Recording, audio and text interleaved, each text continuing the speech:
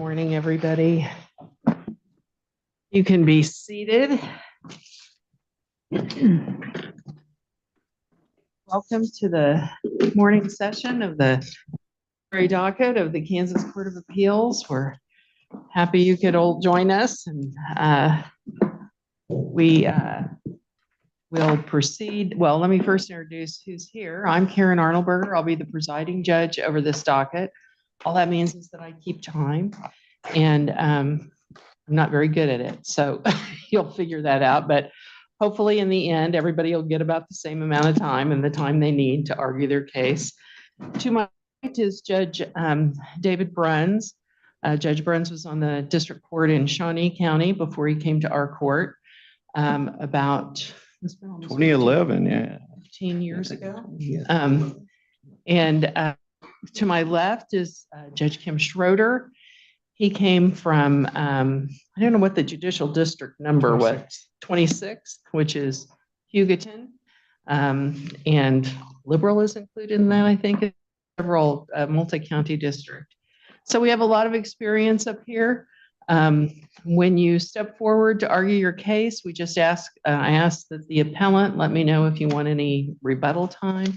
I think each case on the docket today is 15 minutes. I don't think we have any set for additional time this morning. So again, if you're the appellant and you want additional or you want rebuttal time, just let me know how much you want. We are very familiar with the facts of your case. I think a lot of you here have been here many times before, so you are aware of this, but you have a limited amount of time. So if you spend 10 minutes telling us about the facts of the case, you're never going to get to your argument. So just know that we've read the briefs. In many cases, we've read the complete transcript already, so you can go ahead and jump into your argument. So with that, let me make sure we just have everybody here today on all the cases for this morning.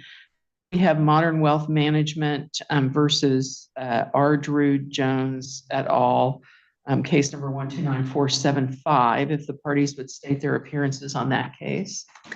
Holly Dyer and Mackenzie Van Engen on behalf of appellants Modern Wealth Management and Modern Wealth Business. Okay, thank you. And did you want any? 3 minutes. 3 minutes, okay.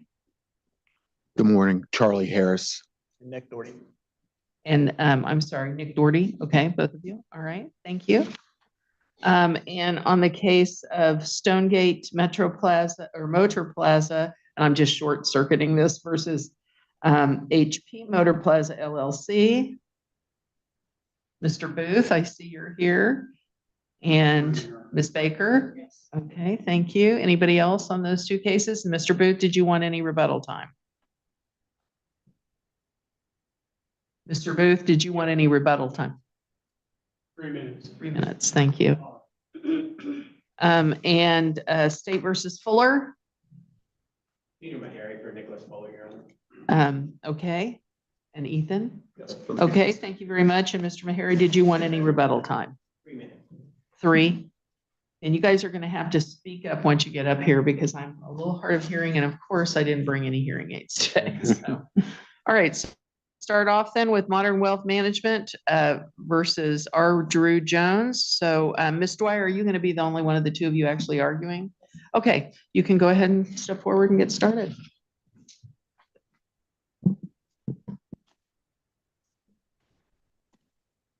You may need to give me a warning, Your Honor, when I get close to my 12 minutes. I will certainly If you do can. that, if I remember. Okay. Thank you. May it please the court, counsel. We are here today to ask this court to vacate the lower court's mandatory injunction, also known as the neutral notice order in our briefing, that ordered Modern Wealth to send a notice to its customers advising that its former advisor, Drew Jones, had moved to a new employer and to provide that new employer's information and contact information to those customers. The court entered the order sua sponte without any predicate legal wrong to support the injunction, without any request having been made by pleading or by motion. Can you just to clarify, you're just saying that one part of it was sua sponte. Exactly. So in terms of what we are appealing today, there is one journal entry of judgment, but there's two orders within it. The first paragraph was the injunction against Mr. Jones, prohibiting him from sending the same type of notice to these customers. The part we are appealing is paragraph 2, which orders Modern Wealth to send that type of notice. And before we go, you used the term sua sponte, perhaps it was, maybe it wasn't. It's always a good use of Latin whenever we can. But isn't a preliminary injunction an equitable remedy? It is an equitable So remedy. you were appealing, not in the sense of appealing here, but appealing to the district court judge for equity. Do what is fair, do what is right. It seems like they can shape an order however they want once you appeal to their equity. Sure. This is the argument that comes up a lot in the briefing, particularly on the defendant's side. An injunction is an equitable remedy. It's an extraordinary remedy. But the law provides that one has to have a remedy. An injunction can't exist in a vacuum. You have to have a predicate legal wrong that the injunction, the remedy, is supposed to right. And that is a fundamental problem here. Equity can only go so far. Equity runs up to the bounds of what a statute provides or what the Constitution provides or what the procedure is. And here, without this predicate legal wrong to be righted that was pleaded and that was requested, equity cannot solve this. Because the order essentially asked Modern Wealth to do what Jones could not, it would end up and result in the irreparable harm being caused that Modern. I don't understand. You wanted to stop Jones from sending a letter to his 100 and some clients saying, I've moved. And all the order says your company is to send a notice saying that he has left their employment. That is not the actual extent of the full order. The order has 6 components to it.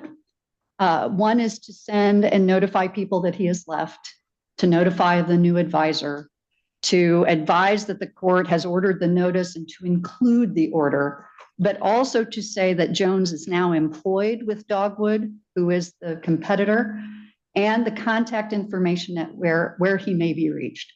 And if you look at that compared to the tombstone notice, which is Exhibit H to the verified petition, that is essentially the same thing that he was enjoined from sending out. We attached that to the petition to show what type of solicitation was going on in violation of his restrictive covenants. And so we filed the motion, we sought the relief, we cited that solicitation, we went in, brought in evidence, made argument, and the judge said, yes, I agree, Mr. Jones, and he looked at him, and I think it directly addressed him, said, you're not going to send those anymore. But then immediately turned to Modern Wealth and said, but you're going to send it. If I were to give a very simplistic example to compare this to, if I have a tree on my property line and my neighbor wants to cut it down and I don't want him to, I can go to court and ask the court, please enjoin him from doing that until we can resolve this property line dispute. And the judge can look at him and say, that's right, don't cut it down until we resolve this. But he shouldn't turn to me and then say, but you cut it down. And that's the real crux of the problem here in terms of the irreparable harm. But initially, we think this is an abuse of discretion for essentially 4 reasons. First, that there is no predicate wrong. The law of Kansas requires that a remedy has to remedy some wrong, and that under Kansas has to be a legal wrong set forth as a cause of action. It cannot be unsupported by a cause of action of this legal wrong. And here, there was no counterclaim made at the time. There had been no motion filed at the time. So without that legal wrong to be righted, this injunction simply cannot stand, and that is fatal. The second issue is this notion of there was no motion that was filed or request made. Modern Wealth never sought this. No party ever sought this. Without that, there can be no notice then or meaningful opportunity to be heard. Modern Wealth gave notice by filing it in its verified petition and seeking the relief, by filing a motion, laying out all the factors. There was a hearing that was set a month and a half after the motion was filed, 2 days of evidence at which both parties got to put on evidence. And at that time, there was no reasonable notice that Mr. Jones or Dogwood was asking for this type of relief to be a mandatory, by the way, for Modern Wealth to have to comply with. And for it to be a meaningful opportunity to be heard, we need to know in time so we can brief it, call witnesses, argue it, and we just simply did not have that by the time the judge made his order at the end of the hearing. Point to me where in the record you challenged the district court's authority to grant this. I know you moved to modify it, and it looks like you're really just complaining about 2 of the provisions of the 6, but where in the record did you raise the argument that the district court lacked the authority to order the neutral, what I'm calling a neutral notice? I don't know if that's the correct term. Sure. The record is probably not the best in terms of kind of consolidating and most efficiently bringing the issue to the court's attention. It wasn't brought up at the hearing because it came at the very end of the hearing, and there was no real time to do that. We immediately started working on the journal entry and filing it and put in that journal entry in the initial draft, which I think is in the record, that we plan to appeal. There is the right to appeal immediately, meaning before the end of the case. And so the arguments really come up, I think, very crystallized in the motion to suspend or stay pending the notice of appeal. And so in that, we talked a lot about the substantial likelihood of success on appeal. And so you'll see in that briefing that we do discuss the discretion of the court. We discuss that the factors weren't met. We discuss that there's no predicate wrong. We discuss that there was no motion filed. So it may not be the perfect way to have brought it to the court's attention, but he did have it in front of him and he denied that motion. And I know the other side has argued at times that we did not bring up abuse of discretion. Really, I don't argue to my district judge, you've abused your discretion. I argue that to this panel. I often objected until I became a district court judge. Then I loved everything they did. But but when I was in your shoes, I would at least object to their journal entries. I just wanted to ask you about the posture of this case. You know, the other side has accused you of being, since KU won last night, we'll call it the 4 corners offense, that you're primarily trying to run out the clock here. Whether you are or not, that's up to you. But I do see that Mr. Jones left the firm in 2024. So as a practical matter, what relief can we give you? And are we only talking about a month or so? Not a month. I think about 8 months or 9 months. His non-solicitation agreement lasts 2 years after he left, and he left in October. And you would agree 2 years is reasonable because that's what the statutes now say. Yes. Okay. Yes. Yeah, we have no problem. So when did he leave? He left October 4, 2024. And so October 4, end of the day, October 4, 2026. Actually, early in the morning, he walked in, handed in his resignation, and then immediately drove to the post office to mail his notices. So this whole thing goes away, at least from an injunction part, in October. I think that's fair. And you're also in arbitration? Yes. So we have, perhaps the court is familiar, often, sometimes these employment agreements will say, we agree that we're going to go arbitrate any disputes about this agreement. However, in this case, Modern Wealth, because of the issues related to the restrictive covenants, the parties agree that Modern Wealth can go to the court to get injunctive relief to maintain the status quo until the matter is resolved in arbitration. So I believe, Your Honor, you asked me what relief could you give? And I think, you know, arguably, this probably should have been here months ago before the court. And you can see from the record why it didn't get here. I still think that the resolution is to vacate the order. I think that's the only real resolution under the posture of how the order came about without any predicate legal wrong being the issue. We really can't remand it because there hadn't been a motion or a proceeding specific request. So I think we just simply ask that the court vacate the order for the abuse of discretion. Thank you. I also want to note that, You have about a minute. thank you. I do want to note that 5 factors that are required for temporary injunctive relief just aren't shown anywhere. And this is a mandatory injunction ordering an affirmative act that changes the status quo and could cause irreparable harm. That requires heightened scrutiny by the district court. And in fact, this court said in the Hildenbrand case, you have to have scrutiny to show a compelling right to relief, and a clear right has to be at issue. And with that, Your Honors, I would ask that the court vacate the order. Thank you. Thank you, Mr. Hare. Mr. Jones, are you going to make the argument? Or I'm sorry, Mr. Hare. Jones on the mind. Hope it's not the suit of the tie or something. May it please the court, counsel. I realize I have limited time, and so I want to get straight to some of the issues I could. I want to clear one thing up very quickly and move on. As it relates to arbitrability, she is right. It went to arbitration. The Judge Harper, said, I'm going to send it to the arbitrator so he could determine what is arbitrable or not. What he said specifically is, when it comes back, or if it comes back here, I want to know what I'm trying, so I'm doing this again. I understood that.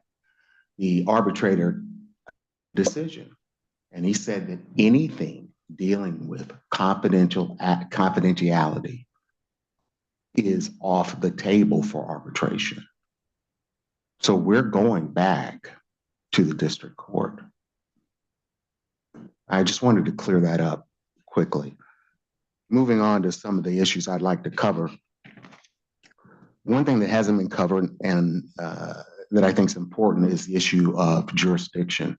Our position is that this court doesn't have jurisdiction to even look at this matter. And the reason being is because they didn't file in time. As you know, 60-2102, you must file within 30 days. They didn't file within 30 days. They filed within 55 days or 53 days. I'm sorry. But I thought there was a premature notice of appeal. The premature notice of appeal, I don't believe, is appropriate in this standpoint. That statute, as I understand the statute, and as we read it, deals with those judgments that are final. This is not a final judgment. This is a temporary injunction. And so we're back to the 30 days. Now, the court, the Supreme Court, as well as the appellate court, has looked at this issue, has looked at the issue in Linden State Bank. We cited that where they said that a journal entry is solely for the court's convenience. We cited Brown versus Brown. A journal entry is not an order, it's a judgment. It's not effective until the journal entry is prepared and filed. Judge Harper, when that argument was put before him, said it succinctly, and I quote, does anybody really think that when a court orders something, it doesn't count until it's journalized? Which is sort of the point. And so the notion that you can simply wait until there's a journal entry for the court to have any legs would turn Kansas law on its heel. In fact, it doesn't make much sense. This court, and I have to apologize, there's a case that we just found, and I understand because part of our argument, as I'll get to, as I'm sure you've read the briefs, is that they did not argue abuse of discretion. They hinted at it, and hinting doesn't cut it in any state I've ever practiced in. But I'm going to draw the attention to the court on one case. I'm not changing an argument. We just found a case. The case is in the matter of care and treatment of Christopher Straith, Straith.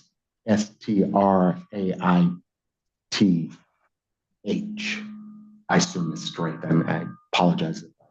It's 79 P 3rd 795. I just very briefly want to go through this.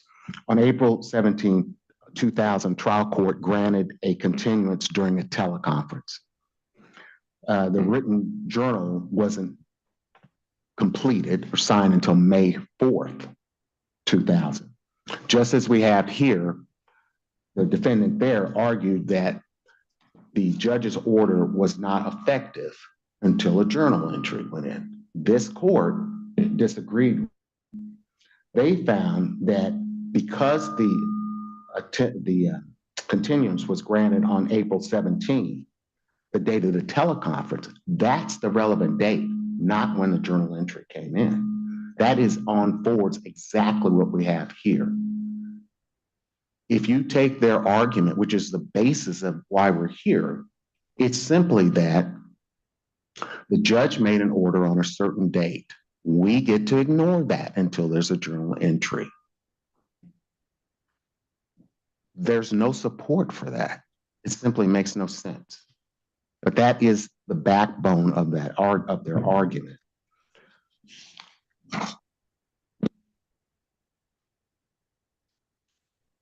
Modern Wealth's actions are inconsistent with their argument in this way. According to them, nothing's effective until it's signed, the 170. The problem with that is, in this case, the 170 was signed July 10th, 2025.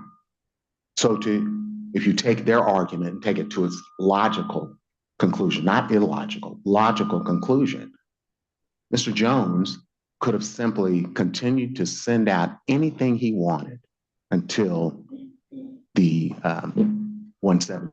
Well, he didn't, because the judge, as she just said, you have to stop that right now.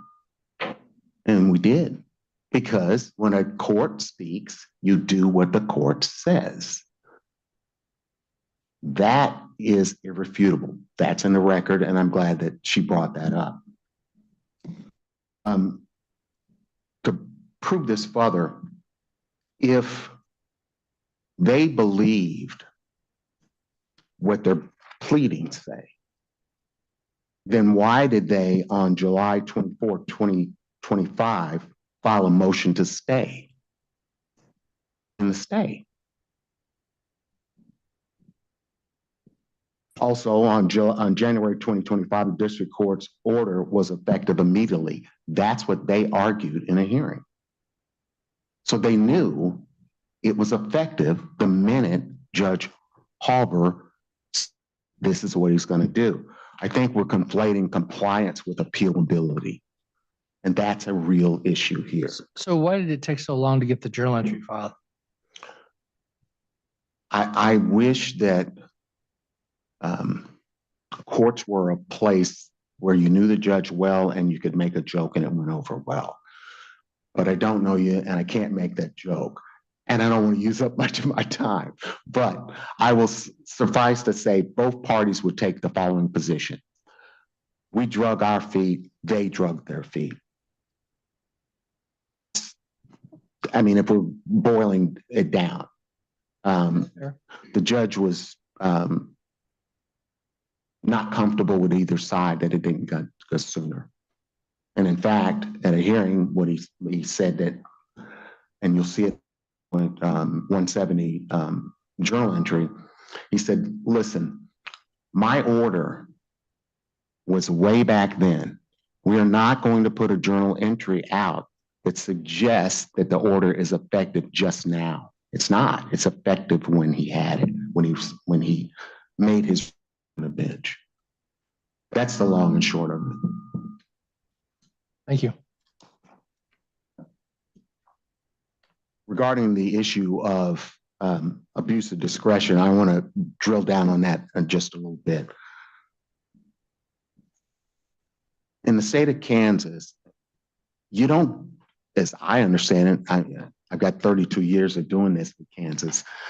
In the state of Kansas, I've never heard of the ability to simply say, you know, I didn't say it, but I mean it.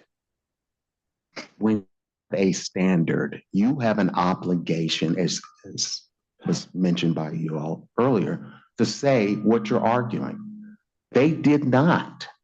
In the case, I'm sorry, Your Honor. Isn't it kind of a nonsensical in a way? I mean, they're asking the court to reconsider their decision. They're saying, I think your decision was right. So you're saying they need to use those magic words. I mean, their request was that, right? I mean, No, the request was that he didn't have authority. And that could be a distinction with a difference. In fact, when I brought this up at the oral argument, here's their response. I said, Your Honor, they're now wanting to argue about abuse of discretion. They've never argued about that before. Here's the quote. The abuse of discretion standard. While we may not have said that phrase in our brief, that falls into substantial likelihood of success. Well, maybe it doesn't, maybe it doesn't, but we have rules for a reason. And to hint at it is not enough. This is the first time it's been brought up. It's on appeal, and Kansas law is very clear about that. To the crux of the matter, we've heard my opponent consistently talk about a mandatory injunction. I want to disabuse the court of that notion right now. This is not a mandatory injunction. As Judge Halber said in as many cases that we've cited, you come into a court of equity, you get equity. You don't get to come back and say, I just don't like what you did, Judge. That's what's happening here. You asked for equity. You asked the court to use their broad powers of equity, and that's what happened. So the notion that we have a mandatory injunction is predicated on one thing. It's predicated on the belief that the judge found against Modern Wealth. Nothing could be further from the truth. You guys have the record. I know you've looked at it. The judge went out of his way many times, every time they brought up this argument, to say the following. I didn't rule against you. You came in for equity, you got equity. Now, as it relates to Modern Wealth, in terms of what was ruled against them, they came in for a temporary injunction. They got a temporary injunction. what about this argument, because we're about out of time, that there was never a request to require them to send out any kind of letter, that this kind of came out of the blue, never requested, but are you saying equity allows the court to do something that was not requested, that was not part of the pleading? Yes, in certain cases, but that's not the case here. Okay, we're looking at this, not we. I would suggest that perhaps you could look at this in a vacuum and come to that conclusion. But the reality is this: the judge is required to look at all of the underlying evidence and to craft a remedy. The evidence at the 2-day hearing was this: 30 affidavits, 30 declarations from people that said Drew Jones never solicited them. Drew Jones didn't reach out to them. I was not pressured.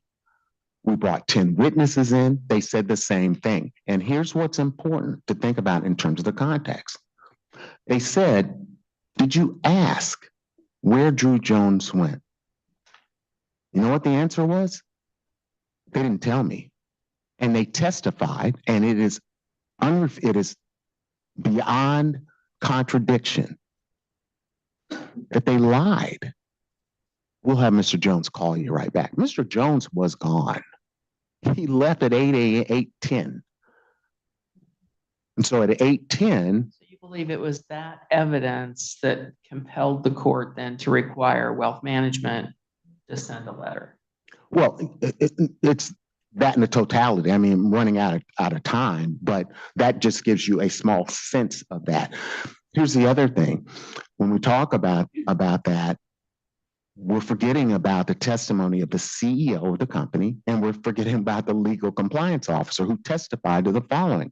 It is not a violation of the contract, which is the core of this, to reach out to someone, to take business that's offered to you, to initiate contact, to take phone calls, to answer questions that people ask them. That is the architect of the employment agreement saying this. And so when you take that all in context with the other things, my argument is it's an abuse of discretion if he didn't do it. The judge has been very clear on his cases for the last 15 years, maybe 20 years. There's a strong public policy that people need to know where their financial advisor went. And to quote him, because I have gray in the beard, I can do this. He said, silver-haired people like me need to know. You've worked all your life and someone leaves. People shouldn't be lying to you. They ought to tell you where they are. That's what this case is about. They just don't want to tell where he is. And that's not right. Your time is up. Thank you. No, thank you. Any other questions? Okay, thank you very much, Mr. Harris. Squire, you have 3 minutes. I'm not quite sure where to begin.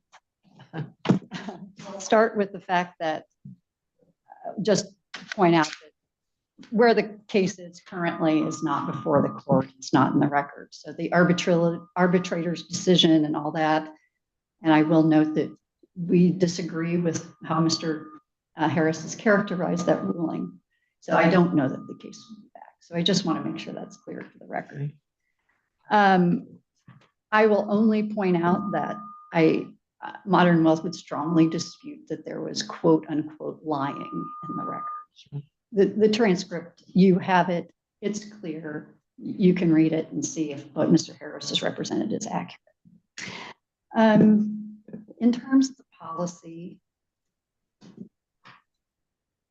if we view this as a mandatory injunction, which we do, then we had to look at the public interest. And it is not that this is not a valid public interest to be considered. It is. But if, understanding there's no movement here, but if Mr. Jones had an obligation to prove the 5 factors that are required for injunctive relief, that is only one of them. There are 4 other factors that have to be proven. Public policy, that public policy or public interest in this case is simply too thin of a reed to support a mandatory injunction when it wasn't requested. There was no legal predicate, no wrong to be righted. And there are other public interests at stake: enforceability of contracts, enforceability of restrictive covenants, which has been strengthened now with the amendment to 50-163. Legitimate business interests in Kansas include customer relationships, and we've known that for a very long time. Weber versus Tillman is very clear. So it only can go so far in the context of the judge ordering Mr. Jones, don't send these notices, to going to Modern Wealth and say, you do. I'm not going to address the motion to alter or amend. I think we'll just stand on our briefs. And if the court doesn't have any questions, we would simply ask that the court vacate this notice. The paragraph 2, we want to be clear about this. We're only appealing paragraph 2 of the journal entry, which is the neutral notice order, that it be vacated for an abuse of discretion. Thank you, Your Honors. Questions? Thank you very much. Thank you. Thank you to the parties to this case. We appreciate your argument. The argument and briefing in this case, I have to say, has been superb. Dragging of feet, maybe, but at least you've got some superb arguments out there. So thank you very much. We'll take the matter under advisement and issue a decision as quickly as possible. Thank you. Thank you, Brian.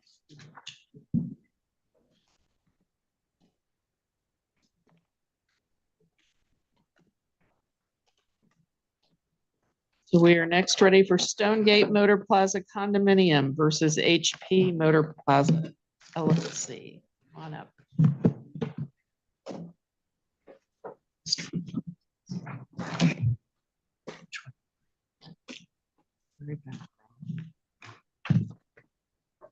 This one. It's just a moment. Oh, no. We always have stuff, lots of stuff.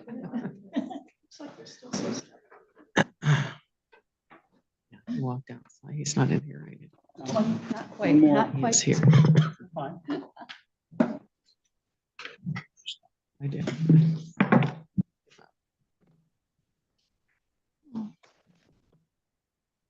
Ready?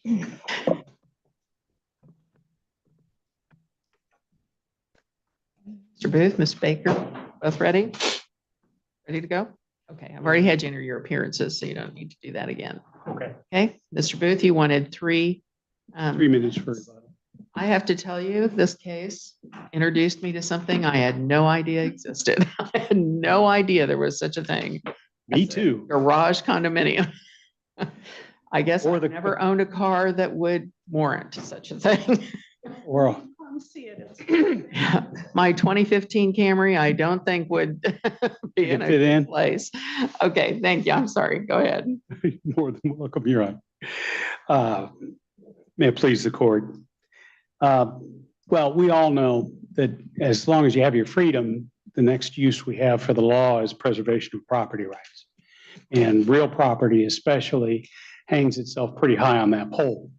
And so here we have a situation in which there's a forfeiture or a loss of real property, the transfer of fee simple absolute without any language in either the statute or the declaration.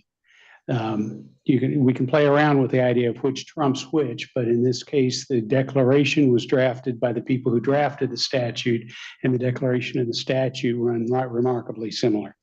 There isn't a dissonance between the two. And that's especially true in that when we talk about the 7-year itch that we have in this situation, and where you have this deadline, the statute gives you up to 7 years. Of course, the declaration took the 7 years. So What's that in there? I- Explain to me why you think that. What's the purpose of that? I like that question because Thank the developer gets to write the game. The developer is going to set the tone, and they're going to preserve every right and get every option, and they get to set the entire scene. So you have an empty plat, you then design the plat, and then you invite people to come to join the party, and you have these different conditions. And then what is the counter protection for the owners of condominiums and the community? Because each time you make a change in this, from going from convertible land to condominium land, or from expandable into the condominium, you have to stand before the community and file new plats, get new plans, et cetera. And in order to do that, you have to, be answerable. You lost the unilateral control. So as primacy of property ownership, as the kingpin of this property, you get to set up this scheme, but you don't get infinite control. Property law is full of, you're going to time out at something at one point or the other. And so there has to be some way in which there's some guard post on what we're going to do. The next question then comes up to what happens when these deadlines expire. That's why we're here. Yes. And when it comes to convertible land, it's no longer convertible. That's simply it. You had an option to convert, and you had 7 years to do it. If you didn't convert it, you're right where you were before you started the game. If you have an option to expand the property, it never was part of the condominium, and therefore you don't have a chance to, there's no claim to it, there's no interaction, there's no interplay like there is in the convertible property, but you just lost the opportunity to unilaterally toss this extra track B into the condominium. And part of the reason for that is that after you've plotted, after you've amended your declarations, and all of these steps have happened, and you've built the property, I, as a condominium owner who used to own 1/24 of the condominium, now own 1/48 of the condominium. because it grew in size. And that may or may not make a big difference because sometimes a smaller slice of a larger pie is more attractive, but at the same time, it's a smaller share of et cetera. And so, and they don't have a choice. The statute's clear in that instance that, you don't have objection to going from being a X% to a minus X% owner. So as you can see, being the declarant, which I think is probably the best way, you developer, declarant, you can go through a couple of D words there. Being the declarant, you get to set the tone. You're the one making the investment. And then people who come in to buy, a diligent buyer would read through everything they have. These people can't say we were promised a larger condominium, because when you read the contract, what it says is, I have the option to bring more condominiums in. It doesn't say you get an opportunity to see bigger condominiums. So if you think back to the old days when you go visit lake property and get your free toaster, you would then have these, this idea that if you got your lakefront property, I had some in-laws one time that bought that, and they were the only mobile home in a hilly area in the Ozarks. And it never developed, and they just felt absolutely burnt. But they didn't have any guarantee that this scheme was going to work. You have to take your bet. These people were able to look in and see that there was a set of condominium buildings already there. So before you buy one, your neighborhood. It wasn't just open field. And so, there's that, but there's no guarantee. You can't claim, I thought I was going to be part of a 100-unit community versus the 20 units or whatever numbers are. You have what you bought. And if you read, you realize that you have the benefit and the risk, whatever it means to you, that it could be converted and more buildings could be added. There are restrictions within the declaration that say you have to have something similar. You can't put the motorsport here and a water park next door, that kind of thing. So there's no expectation that is reasonable. Yes, We're looking at two types of land here, convertible and expandable. correct. And the issue is whether both become the owners of the current condominium owners. Correct. Ultimately, the trial court, which I wasn't going to speak too much because this is a de novo review, but the trial court found that because the expandable land was part of the plat, and part of included within the language, this expandable property is part of this declaration. Well, yes, the declaration has to say what the expandable land is. Otherwise, you don't have any expandable land. That's all that means. Otherwise, it's not part of the condominium. It says the condominium could be expanded. The convertible property is in a where it could be converted to condominium property, and it's within that group that's a narrower subset. So Yes. I didn't mean to interrupt you. Go ahead and finish. But it's a narrower subset. Okay, but so my question is are you challenging that your client lost the expandable land or the convertible land? Oh, Okay, that's what I thought, but I thought earlier I misunderstood you then because I didn't think he was challenging the convertible land since it's platted with the plat of the condominium, right? it's all platted. So the plat has everything. Otherwise, it's not there. You can't have expandable land and you can't have convertible land unless you plat it first. So is there the 7-year window? Is that a kind of a punishment to the developer if they don't get it properly? All the land in the convertible part reverts to the current condominium owners? No, there's no mechanism that reverts it. There's no language that reverts it. The only language that the lower court hung on to was the deemed language that during the time it's convertible land, it's deemed to be common property.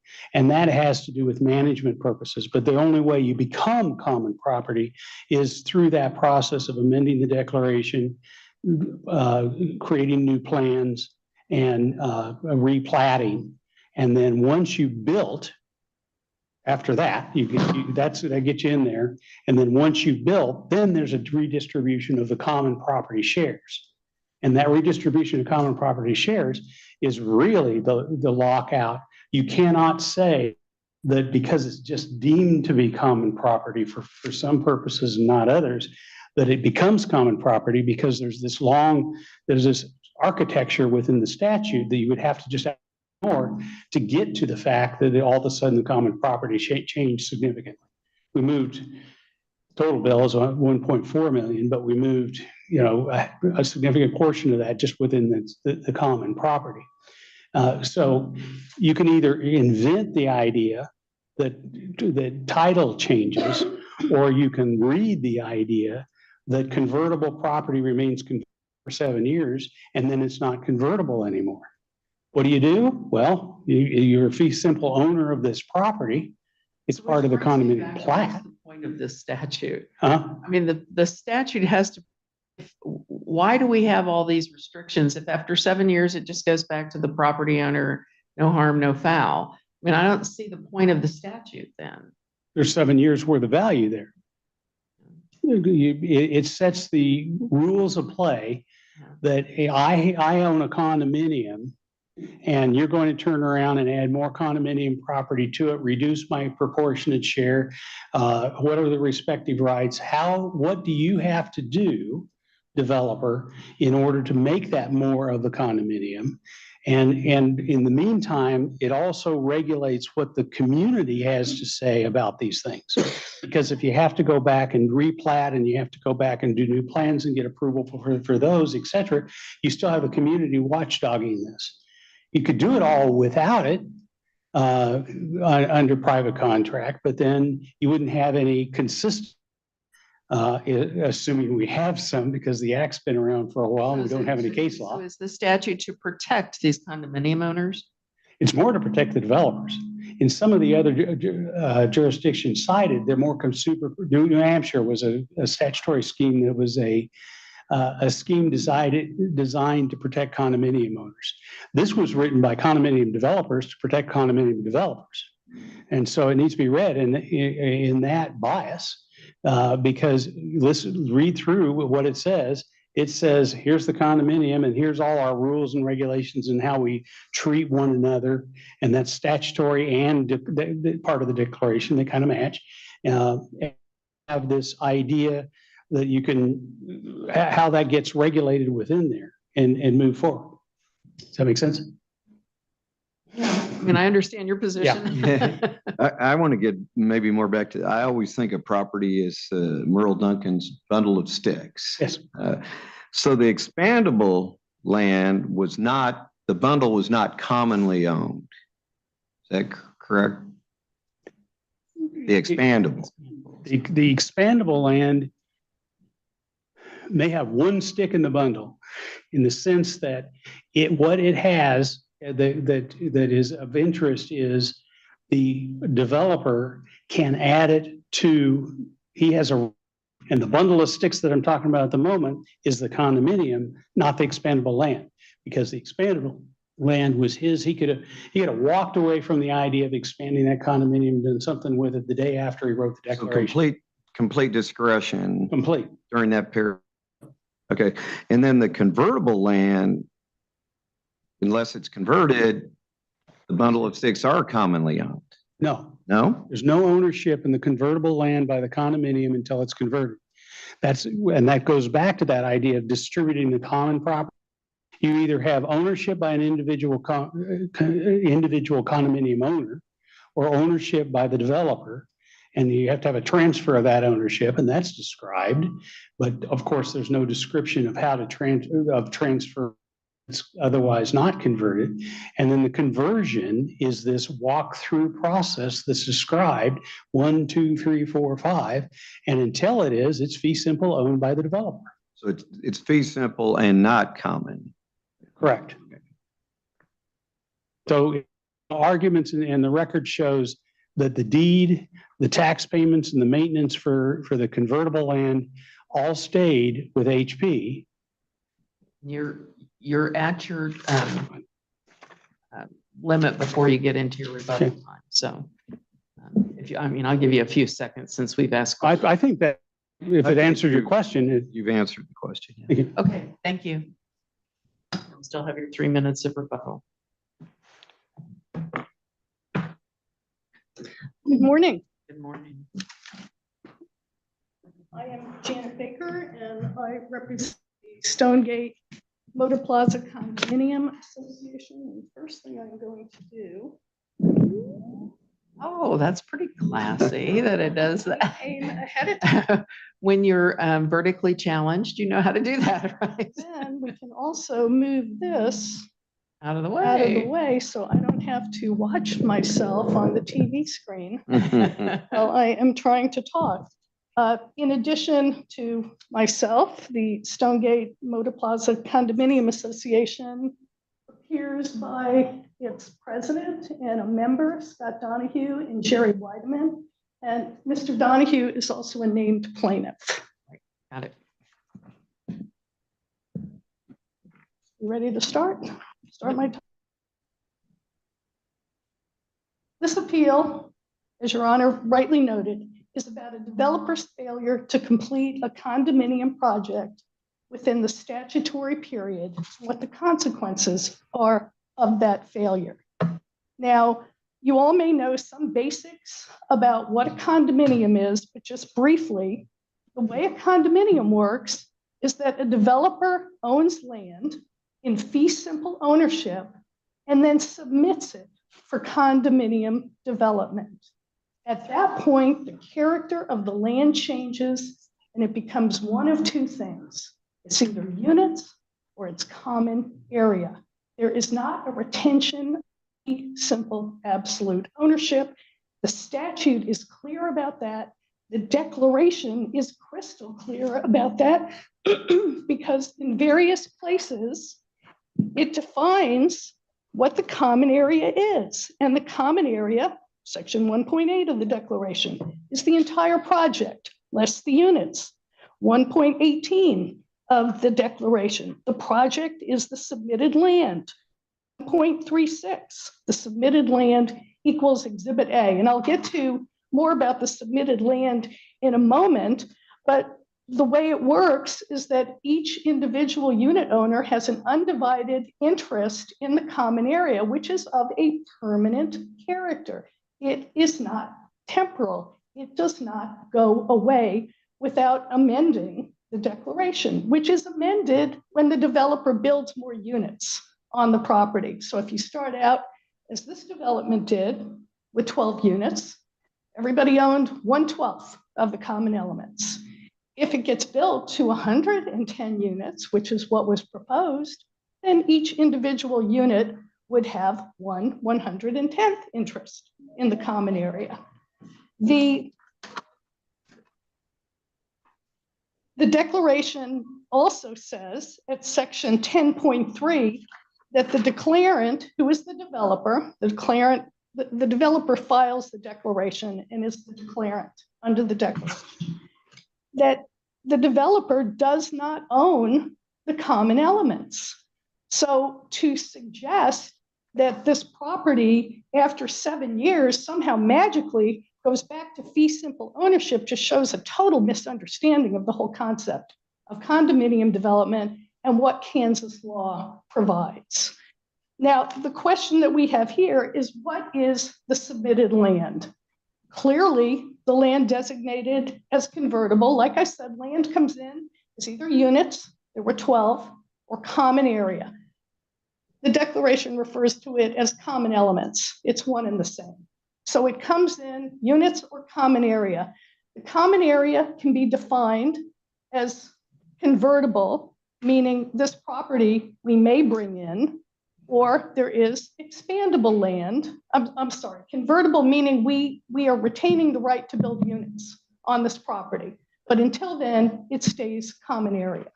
And if we don't build on it, it remains common area. And then the So question there's no is, guarantee that this is going to be reserved for everybody as a whole. They can build garages on those units. that's right. On that area. Or they can designate limited elements, which are enjoyed by, one or two, a patio for a unit. That's not really the case here because this is a garage for, nice cars and race cars. So there's not. There are living quarters too, right? No, it is not for residential use. However, when you go into these units, there is like a loft area for entertaining, but you're not supposed to be living in them permanently. So there's kitchen type facilities. There's a kitchen, Okay. there's a bar, there's things to enjoy, talking about cars and driving your cars. So there is a place to get together, but it's not designed for people to live there. So it's non-residential.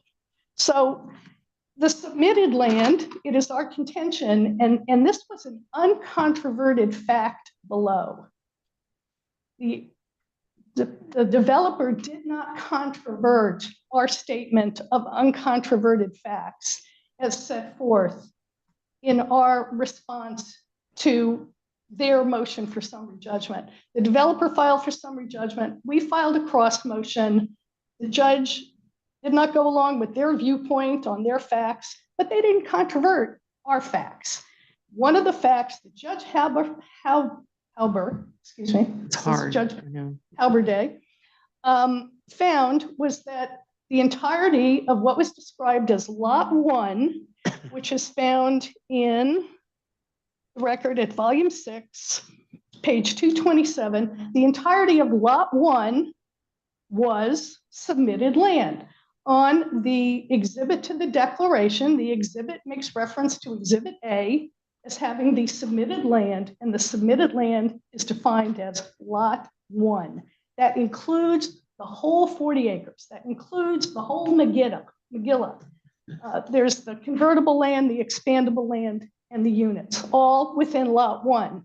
Now, it goes further to refine it after the condominium plat was filed, which was filed on the same day as the declaration.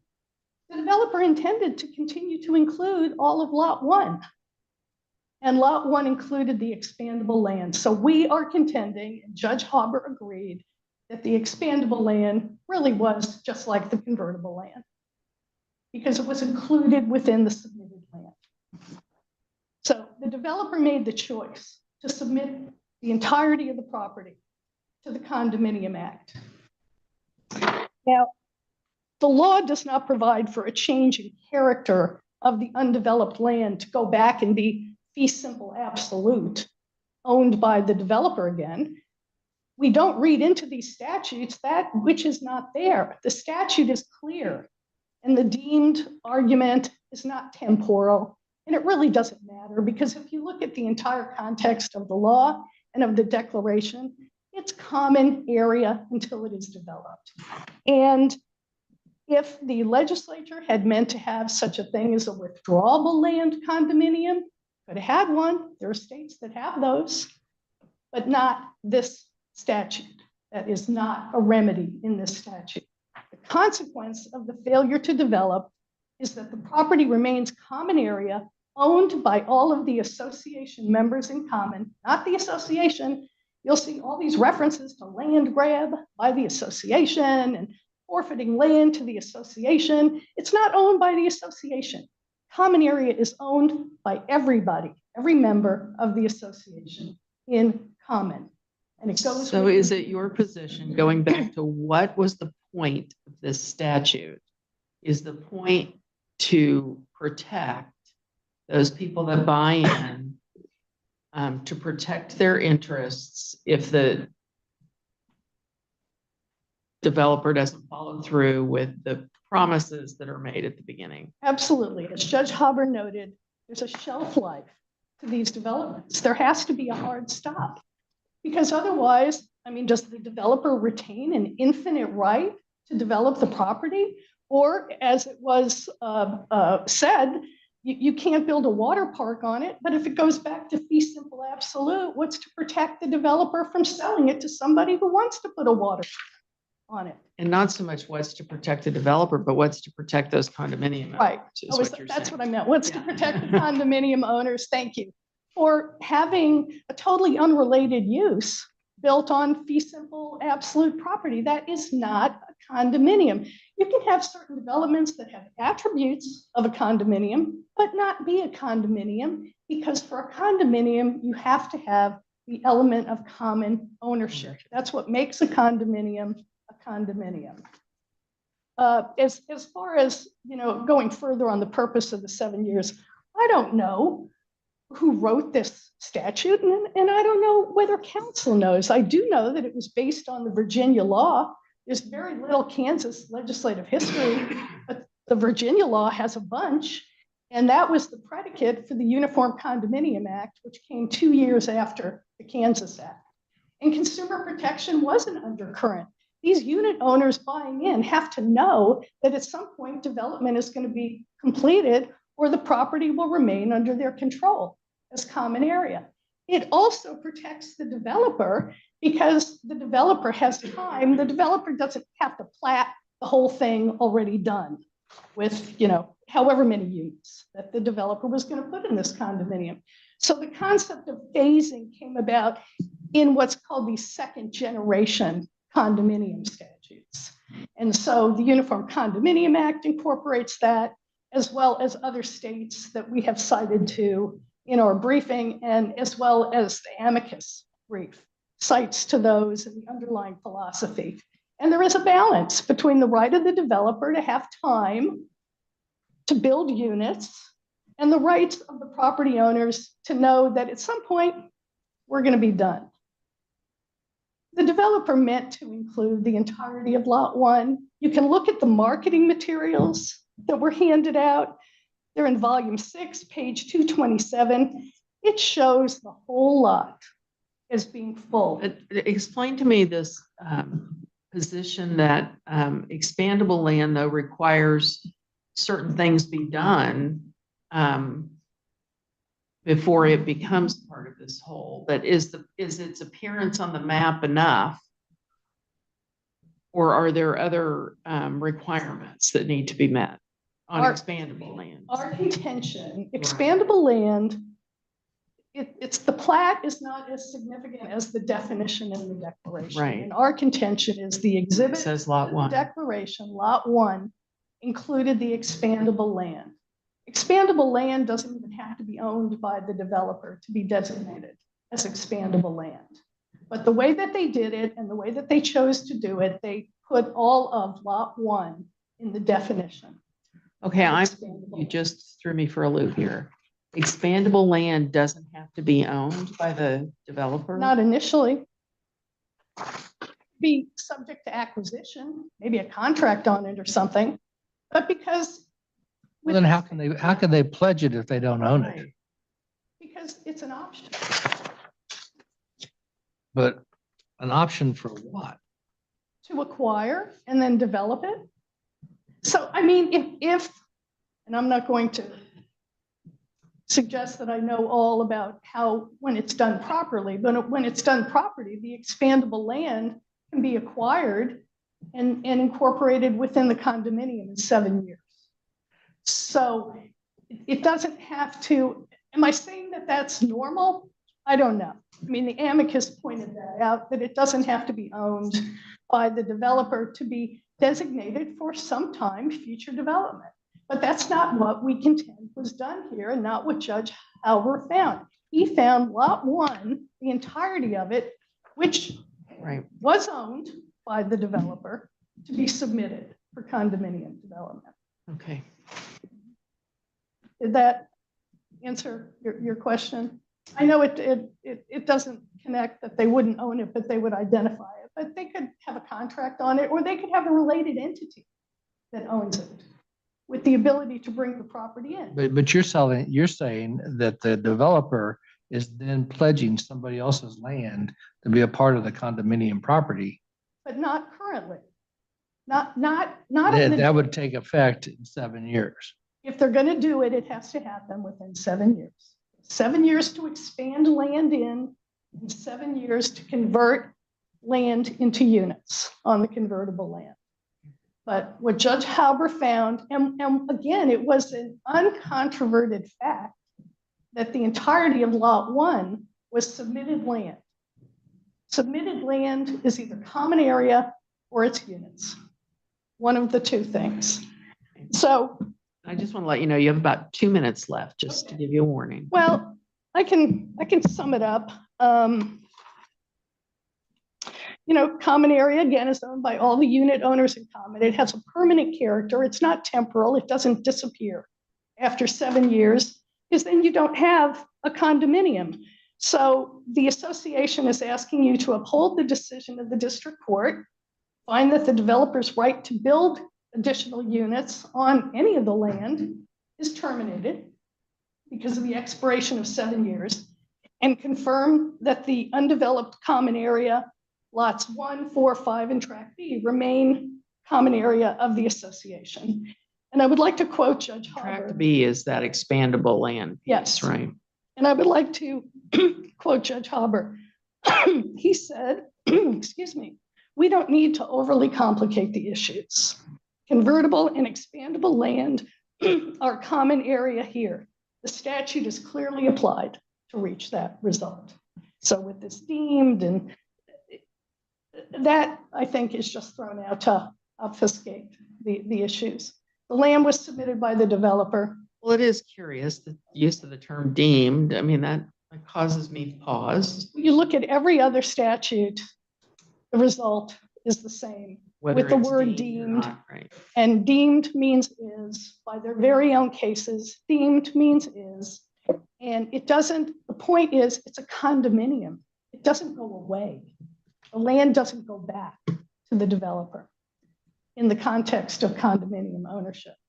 And every other court that has made a determination that the common area remains common area at the expiration of 7 years has confirmed that the land is common area owned by all the association members in common. And there's one example, well, there's several examples in the cases that were cited about the developer's claims and what the result was at the end of whatever the time period was. In one, it involved a convertible building that the developer didn't fully convert. And the units that were already in the building were deemed to be common area of the association. So from an equitable standpoint, the developer had the choice. The developer did not have to plat this land and file a declaration putting all this land in a condominium project. And by making the But choice, the idea would be you do that to get purchasers, yes, to be making guarantees that purchasers feel they could rely on in making the purchase, so they don't have the trailer on the lake, exactly. nothing around it. So they know when they buy into a condominium project that the condominium project will be completed within a period of time. And if it is not, the undeveloped property remains common area for the association members to decide its future. Any other Any questions? I don't. Thank you very much. Okay, thank you. Mr. Booth, let's clear some of this stuff up from your standpoint. I'll tell you all what to think. Okay, thank you. We've never had a problem with that in the past. Well, first of all, when we find that expandable land may not even be owned by anybody that can convey it, that throws away the idea that submitted land means something of a conveyance of importance part of the condominium, because submitted land by 583115C includes expandable, submitted, convertible, expandable, and a condominium property. So we know that breaks. The idea that it's submitted is simply the plat. And plat is not ownership. Plat is planning of what you want to do. And it becomes an exhibit in a contract that says what you're going to do. And that contract sold people a completed condominium that was expandable and convertible to more. So you get, if you want to buy a 6-pack or you want to buy a case, they bought a 6-pack. They didn't know whether they're going to get a case later. The steps to make either one of the two convertible are very, very important, and we go back to that.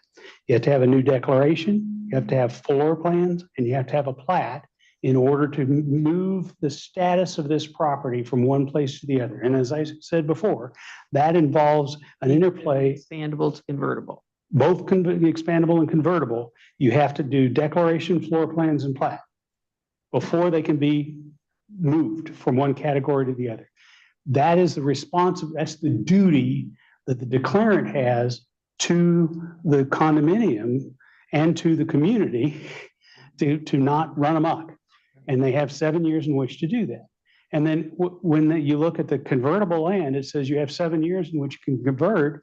There's no other way to read that if you realize that you have to do these steps in order to convert it, is that you've lost your right to convert. This person owns property that could have appreciable value because of the existence of the condo that could increase and continue to build things and have a market right there. And they're going to lose that right, but that's all they lose. They don't lose anything else. They lose the right. Correct, as Ms. Baker says, that the owner of fee simple title could then do whatever they wanted to do with that undeveloped common land. So I could sell it for you could sell it for a quick trip. They Nothing against quick. First of all, it's not, it hasn't become, it's deemed common land, and it is not true that deemed always means the same as not deemed. You add a qualifier to a word, and if you're deemed common versus it is common, that's very different. But what I think I hear you saying is that, so after 7 years, you haven't developed it, then all bets are off, and you have fee simple of that land, right, without any restrictions. Restrictions would be, of course, you got to deal with replatting whatever the plat is, and replan and work with the community. And so, can you make a quick trip? You can't put a quick trip in the middle of a housing community. You can't put the Kansas City Chiefs. Went to the city and got. Well, if you do, then there's checks and balances. In the realm of possibility. Yeah. If you follow the checks and balances, yes. Just like I could put something interesting in my backyard. Statute give the condominium owners at all. Condominium owners. It gives them the protection of exactly what they bought into in the contract, and the contract says you buy this, the condominium that is expandable, convertible. Sorry, is expand. She did that on purpose. She did. I'm sure. You have a clear description of what you own and what the rights are and the respective interplay within the declaration.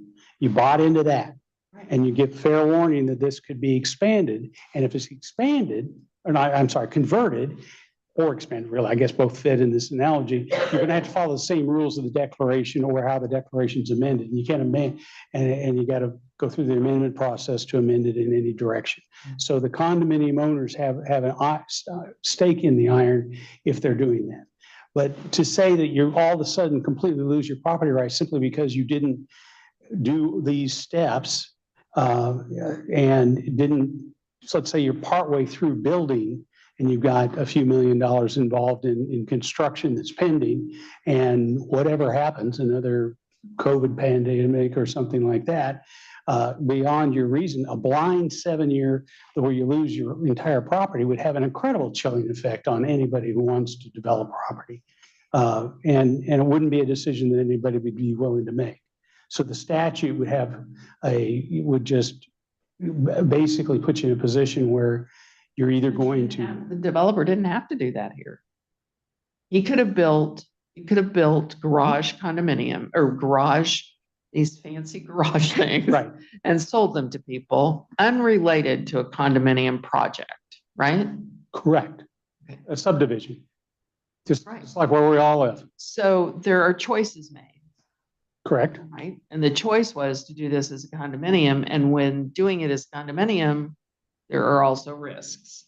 And one of those risks would be that you're beginning to lose choices like your ability to manipulate your own land after 7 years because the people that are your neighbors haven't. Now, what happens next? It is the facts that they had already started developing this expandable land. Well, if you want to continue to develop it, you got to come back to the condominium association and negotiate, because the negotiations happened when they bought it. 7 years is over. Now we have a new bite at the apple, and you have people on both sides of the plate to negotiate. It would be in this developer's best interest to continue on with the development that was his idea, and two, this demonstrated the success it had. So But- there's no evidence, and I'm sorry, this is going way over your time, but there's no evidence that this missing the 7-year deadline was some sort of just inadvertent mistake. There's nothing to record about that All right, I did want to ask. because it's really not relevant. right. We know that they missed the 7 years. It's gone, right? Okay. We've talked a lot about the statute, which of course we should, but the declaration of garage condominium for Stonegate Motor Plaza, did the condominium owners, those who purchase condominiums, take that property subject to this? Yes, So this really controls the terms. yes. Now, we may interpret it the way you suggest or not, but this really controls what they own. Correct. Okay. Four corners of that contract. And it is the controlling piece because the statute, if anything, the drafters of the declaration would not have gone outside of the statute. So if there's anything in the declaration, it's narrower than the statute and it's a contract. So in many ways, this is, in more ways than not, this is the contract case of the declaration. But to find the legal effect of submitted land or the other terms, expandable, convertible, we would look to the declaration. Which, yes, but of course, the declaration matches the statute. Well, it's a lot of pages. We'll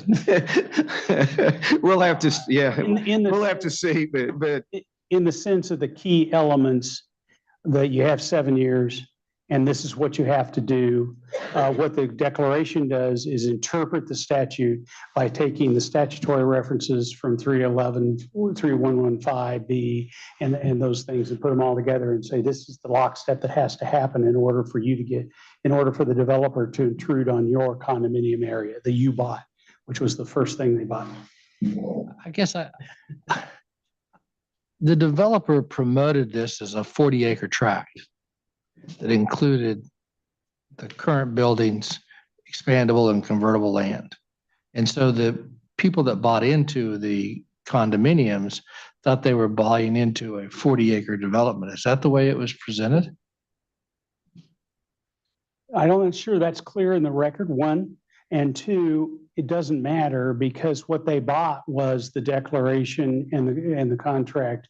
You know, I bought a Triumph Spitfire when I was about 24 years old, and it had a lovely car saleswoman, and she wound up not coming with it.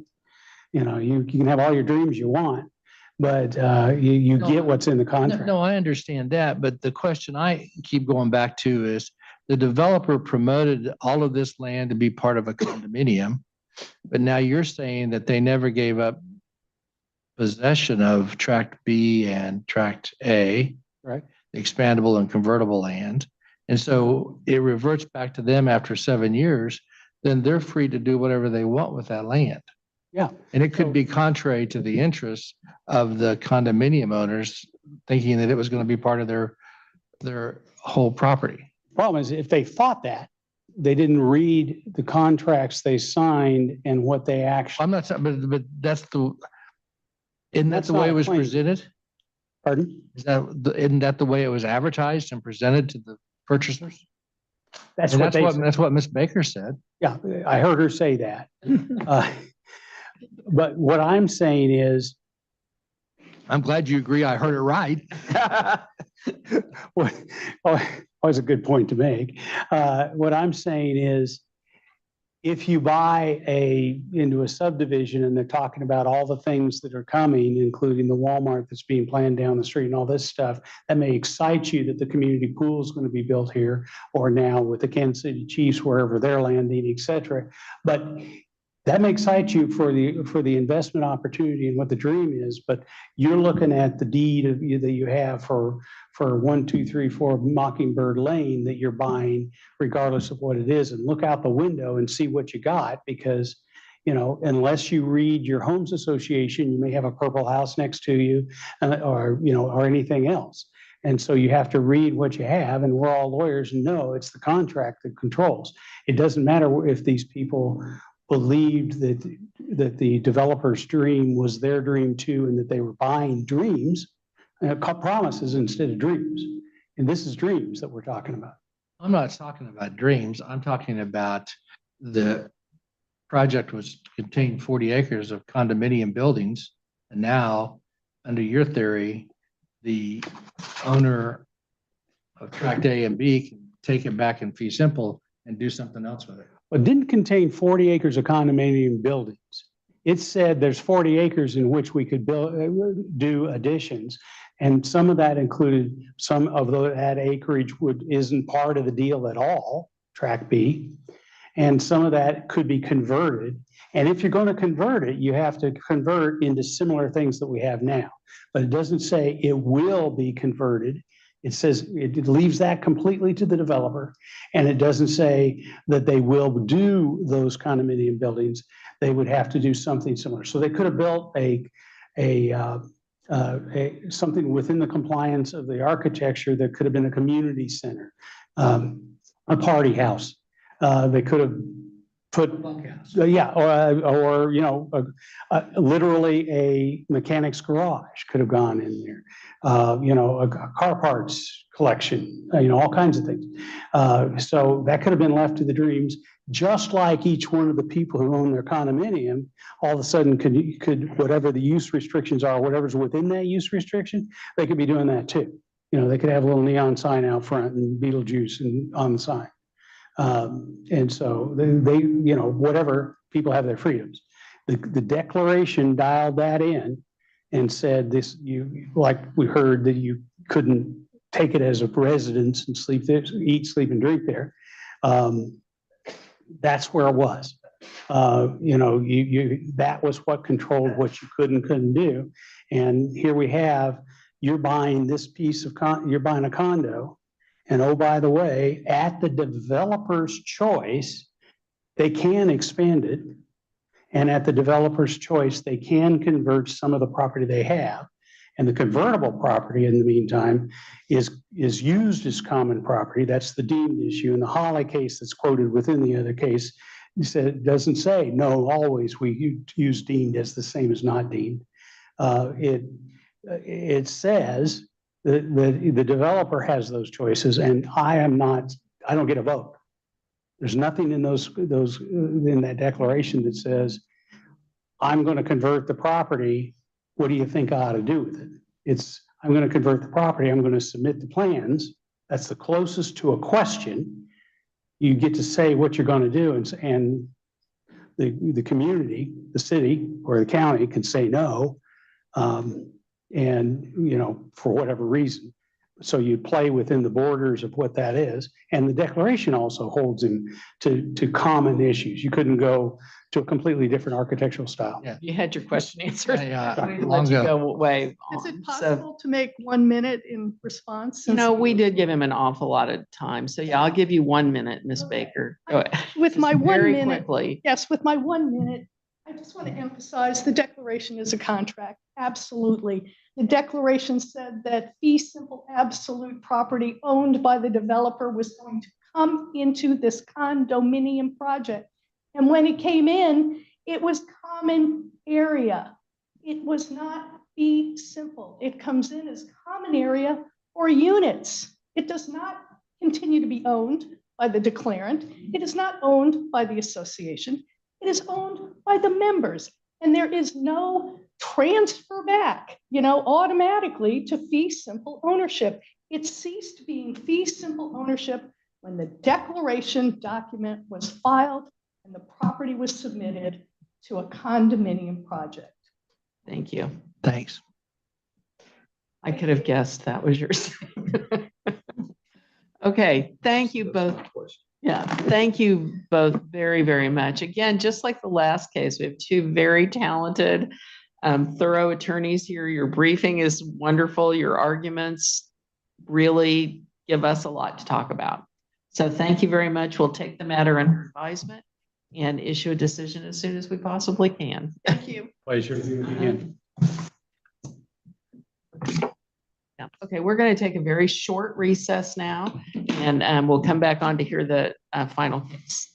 I'm getting tangled up in something.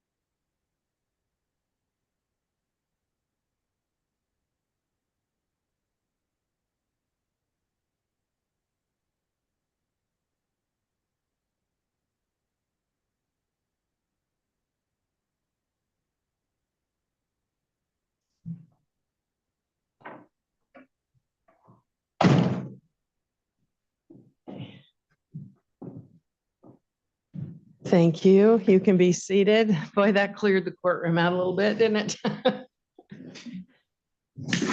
All right. Next we have the last case of the morning, which is State versus Fuller. The parties have already stated their appearances. Mr. Meharry wants 3 minutes rebuttal.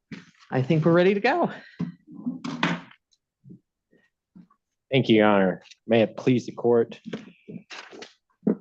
In this case, we believe that this court must reverse this conviction. My client was convicted based on a theory of criminal liability that the state never argued, the state never pursued, and my client never had the opportunity to. And how do you know that was the basis upon which the jury reached their verdict? I We think know they issued questions, They but you did. know, this idea of trying to guess what the jury was thinking and what they must have is kind of a sticky wicket. I think you start with the questions, Your Honor. They asked two questions, very similar questions, virtually identical, asking about this theory of criminal liability, again, that the state had never pursued.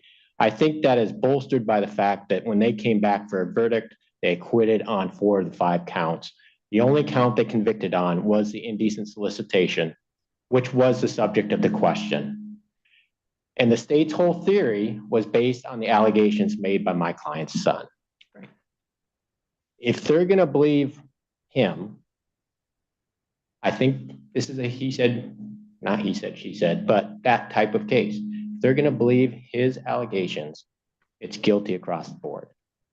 Well, again, that's making some pretty big assumptions because the one that he was convicted of was the most recent one in time. It was the one that the boy allegedly fled from and spoke to the police. I mean, that was all in that same day, correct?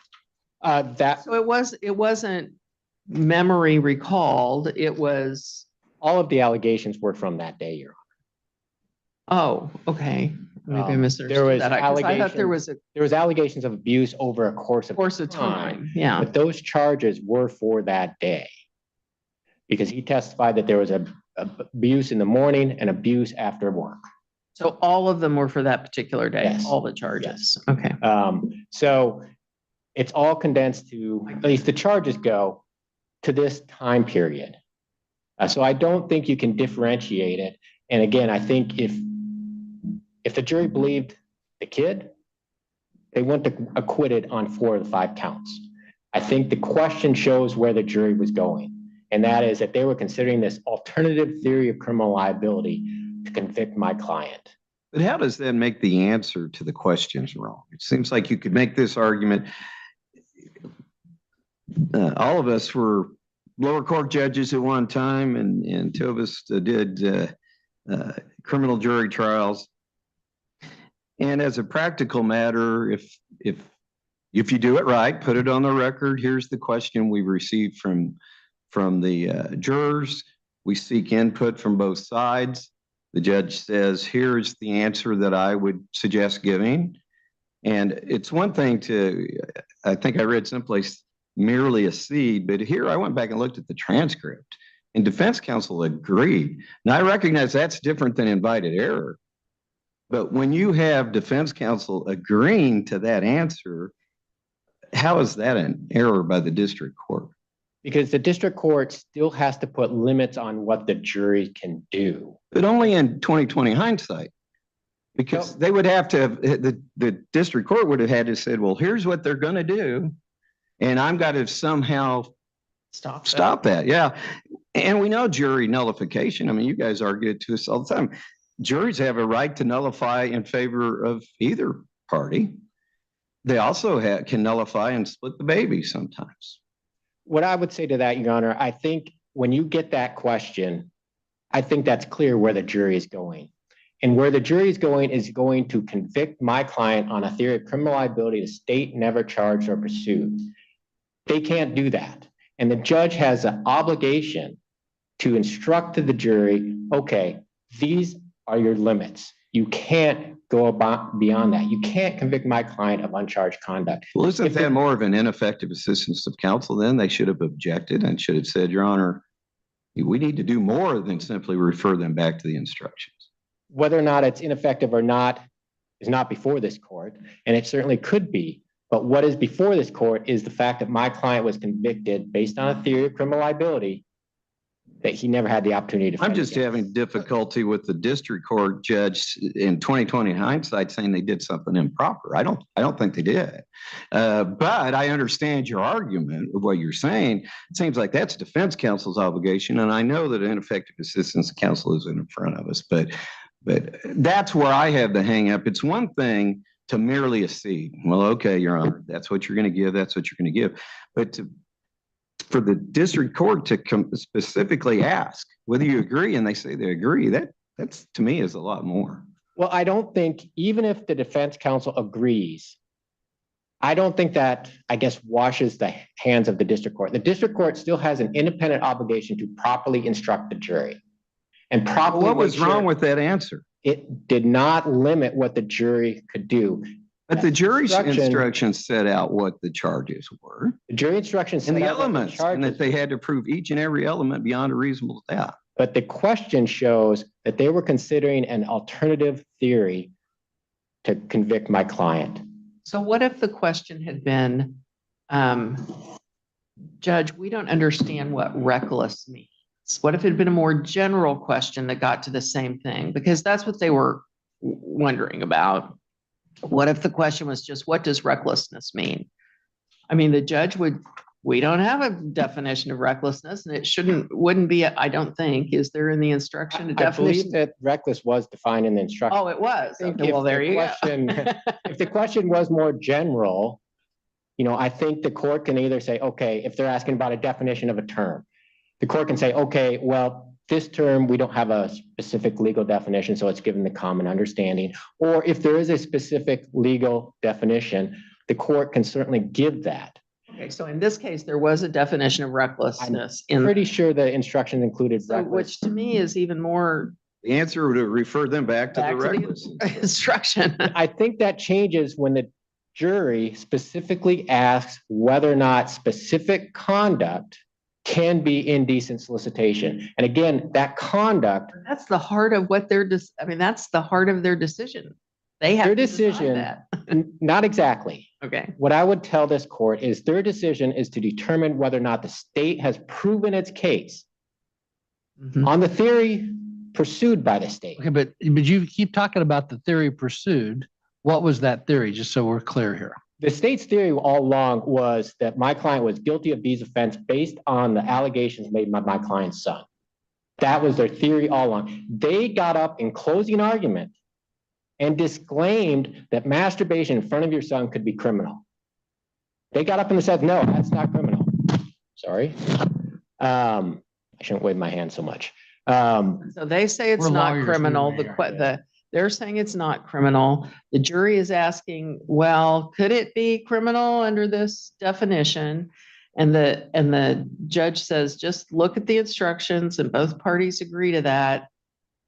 I kind But of you're with still, Judge Bruns here, I'm having a hard time finding. You're still allowing the jury to go beyond their authority, because the jury can only convict my client of the charges brought based on theory of criminal liability brought and pursued by the state. And we don't- Otherwise, I'm sorry, go ahead. I get that, but we don't know if that question was a question that all the jurors had uniformly, or if there was one holdout juror that they were that needed some more information, and maybe going back to the jury instruction was all that person needed. I mean, it seems like we're taking a giant leap to say that this question reflected the viewpoint of the entire jury and led them to convict him of something that wasn't charged. I mean, look, the jury room is a black box. I get that. Right. But I think it is a logical conclusion to say, okay, the jury asked twice about this. Mhm. I think that's a fair assumption that they are considering it. They would not ask if they weren't considering it. And I would point the court back to Sisson, where this court talked about, why would they ask about aiding and abetting theory if they weren't considering it? And that's the same here. So I think it's a very logical conclusion to say the jury was considering this. And that is further supported by the fact that when they came back with their verdict, that is the only conviction they came back with. They acquitted on each and every other charge. Again, all of them Out of Brought- the incident. brought by the state were based upon the testimony and the allegation of my client's son. Do you guys have any other questions on this issue? So I want to try to move into the next one. No, I don't have one right now. I want to move you to a different issue. Sure. Causes me more concern. Okay. And that is the 20-year-old prior, the motion to eliminate and the 20-year-old prior conviction. Sure. Can you talk to me a little bit about that? And I know your position is it's not the same, and It's not the same. It's old. It's different type of conduct. It involved my client when he was a teenager versus now when he's a full adult. I mean, I argue this all the time. This is not probative of anything in this case. But what it does do is essentially smears my client in front of the jury. And the jury then goes back there and they have all kinds of questions about the state's case. But oh, by the way, he did this in the past. And it really pushes him to convict because he is either someone who got away with it in the past or just a bad guy. So I think the prejudicial impact far outweighs, and I won't concede that there's probative value here because of its age, because of its different type of conduct. It is highly prejudicial to this case, push the jury to essentially salvage the case for the state and convict my client of something. We believe all of that shows that that should not have been let in.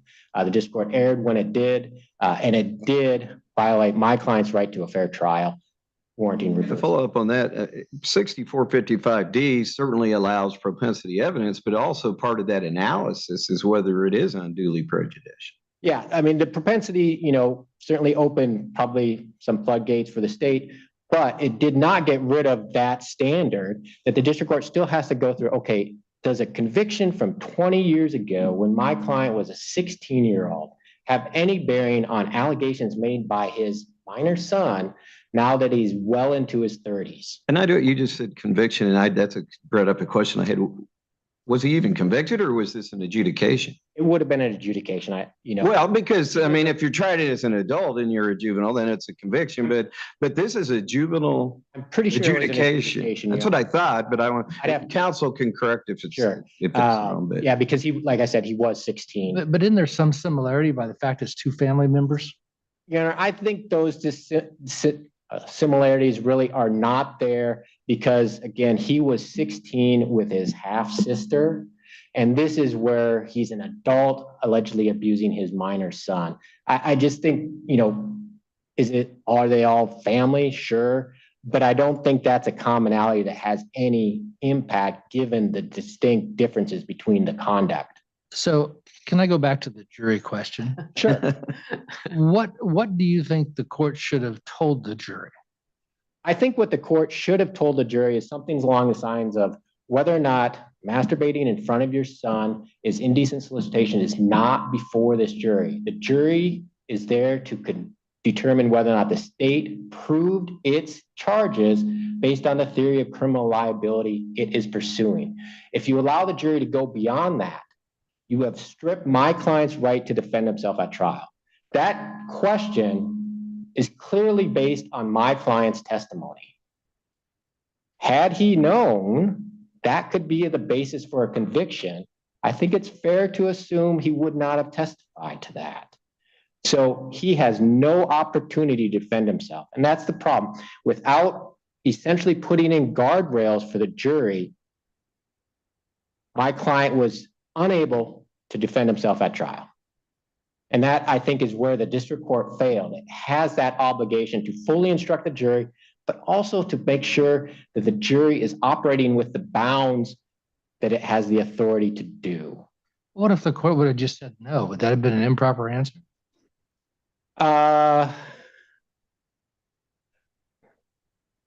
I probably would not object to it. But As the trial counsel, I understand. now you know why it's tough to be a judge. Yeah. I mean, framing questions or answers back to the jury is a difficult process. sure. And I think, if you just say no, I think certainly the concern would be, okay, are you dictating to the jury?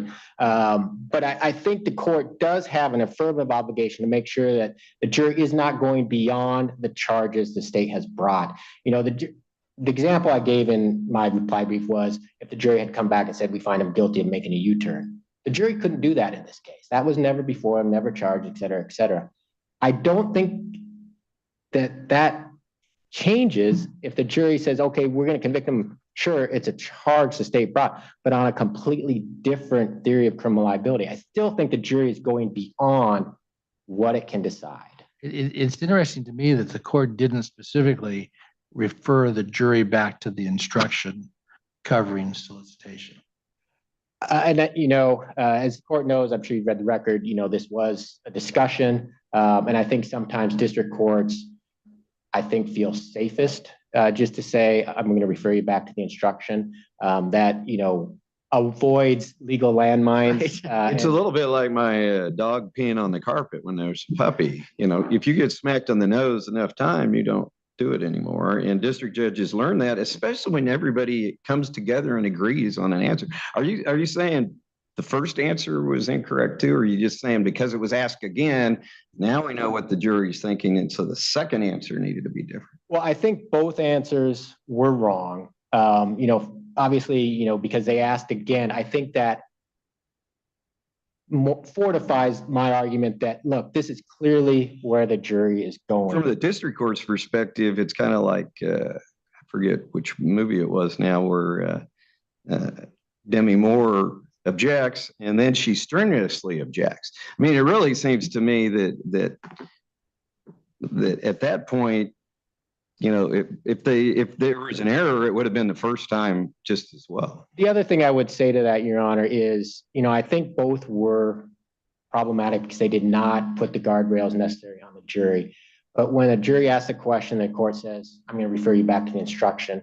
The jury comes back with basically the same question. Saying we don't understand the instruction. I think the fair implication is, okay, there's a problem here, and my first answer did not solve it, and I didn't do something else. And here, again, what I think the district court had to do was say to the jury, look, this is not before you because that is not the charge the state is pursuing. You can only determine whether or not he's guilty of the charges brought by the state based on their theory of defense. As this court did not do that, my client was stripped of his due process rights to defend himself at trial.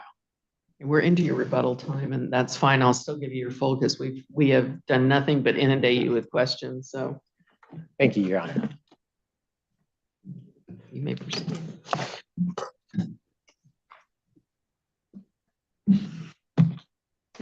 Please, the court. One of the facets. You see where we're going. Yes. Okay. One of the facets of criminal law that we accept is that a jury is presumed to follow the instructions that it's given. We have to do that because we aren't allowed in the jury room. And if you've ever been a trial attorney and you've talked to a jury after the fact, it's terrifying. But for our legal system to function, we presume that juries follow the instructions given. Terrifying because we've all heard juries after the fact say things that's like, holy cow, I had no idea they were thinking about that. Exactly. Okay. And so this is a frustrating case because we were not in Kansas and we were in almost any jurisdiction. This would be open and shut as invited error.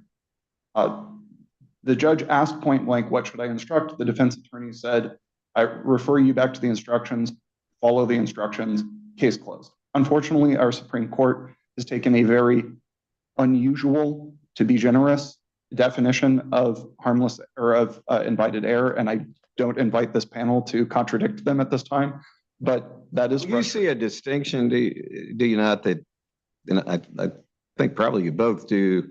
In Kansas, anyway, you have invited error, which is where I say, Judge, I want you to instruct such and such. Then you have mere acquiescence, which would kind of be at the other end of the spectrum, which would be, okay, if that's what you're going to do, that's what you're going to do. But here you've got a middle ground where you've got an agreement by everybody. Yes, and I would believe that this would in pretty much every jurisdiction in the country be invited error. But I would say if this panel is inclined to find it to be invited error, I would still reach the merits to have a back and forth. The question, though, is in a case like this, abuse of discretion. And this is where the defense attorney's response is instructive, because what does it mean to abuse your discretion? It means to make a mistake of fact, a mistake of law, or to make an action that no reasonable person would make.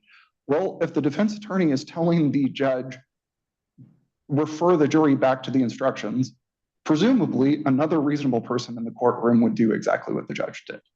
And that's what we have here. So we're not in the no reasonable person, because the defense attorney. That's how we look at closing statements for prosecutors a lot of, or we're looking at prosecutorial error. We've looked at, it may not be, we're going to let you raise it on appeal, even though you didn't object, but we're going to take into account the fact that you didn't object as meaning that maybe it wasn't unreasonable. I mean, I think that's kind of an analogy there. I'm not familiar with cases that have found that, but I will defer to the court because that's good for me. You may see one coming You out. may see one. But moving beyond the reasonable person question, there isn't allegation that this is a mistake of fact. They know what the facts are. The judge never misstates the facts. So leaves us with, is this a mistake of law? And every case that is cited by the defense actually stands for the opposite proposition. When judges at trial have attempted to instruct a fact-based conclusion to the jury, that if you believe blank, you should find the defendant guilty, it's been reversed. It hasn't even been subject, like we have found, we cannot find that harmless because we invaded the province of the jury to determine the facts. The question of what the jury believed in the facts, if they believed, we don't know what the split is when they ask these questions. We don't know what's going on. Maybe 3 jurors are like, well, what if we believe his story that he just masturbated in front of his son, and 9 jurors believe, no, he ejaculated on his son's face. The DNA evidence shows that he did. And so they just ask the question to move on to see if they can come to a consensus that even if, and we don't know if once they got the answer, they went back and then all 12 jurors were convinced that he masturbated and on his son's, that he ejaculated on his son's face.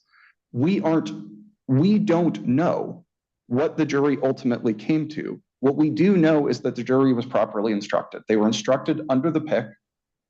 We know that that was reasonable because the defense attorney asked for it. And we know there was no mistake of fact. So there is no abuse of discretion. So that ends the inquiry when you respond to a juror question. Can we move on to this? Absolutely. Motion in limine. I'm very interested in your position on that. And was it a juvenile adjudication just versus he wasn't tried as an adult in a conviction? I believe so, because I believe it's out of Washington, which was also the subject of the 4th. Right, of the sentencing. Yeah. So I believe so. The question is just, is it more, it is clearly legally admissible as propensity evidence. So the question is only, is it more, is the probative value substantially outweighed by its prejudice? And here it isn't. We have a family member, which is important for more than just the familial relationship. It tells us that his victims tend to be people he has access to because they are in the home. They are family members. He is a predator who preys on people who are close by, who he has access to. There is an allegation of force in that. He preys on people who are weaker than him, like his son was here. These are facts that are probative to the question. And at that point, the inquiry is over. There's no way that the prejudicial value is so prejudicial that it overcomes those probative questions. And at that point, the judge has made the proper rulings under the law, has applied the law correctly, and the judgment of the district court should be affirmed.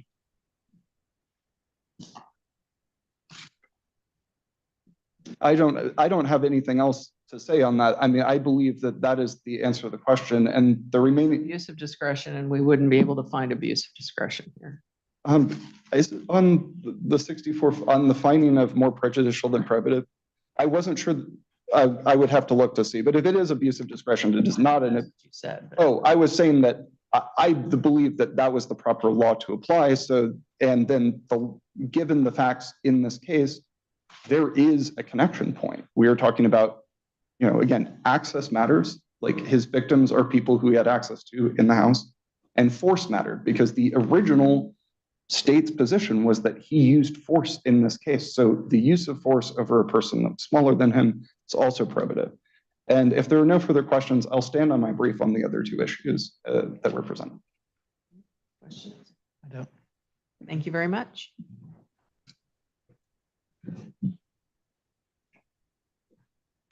Just what is that standard? It looks to me like it is probably abuse of discretion. That if evidence is relevant, a district court has discretion to exclude it when the court finds its probative value is outweighed by potential for producing undue prejudice. KSA 60-455 is. Would you agree that that is abuse of discretion standard of review? When you get to the weighing, Once you get to the undue prejudice. yeah, the weighing of the evidence as far as prejudice and probative value, I do believe that is abuse of discretion, Your Honor. That is what we.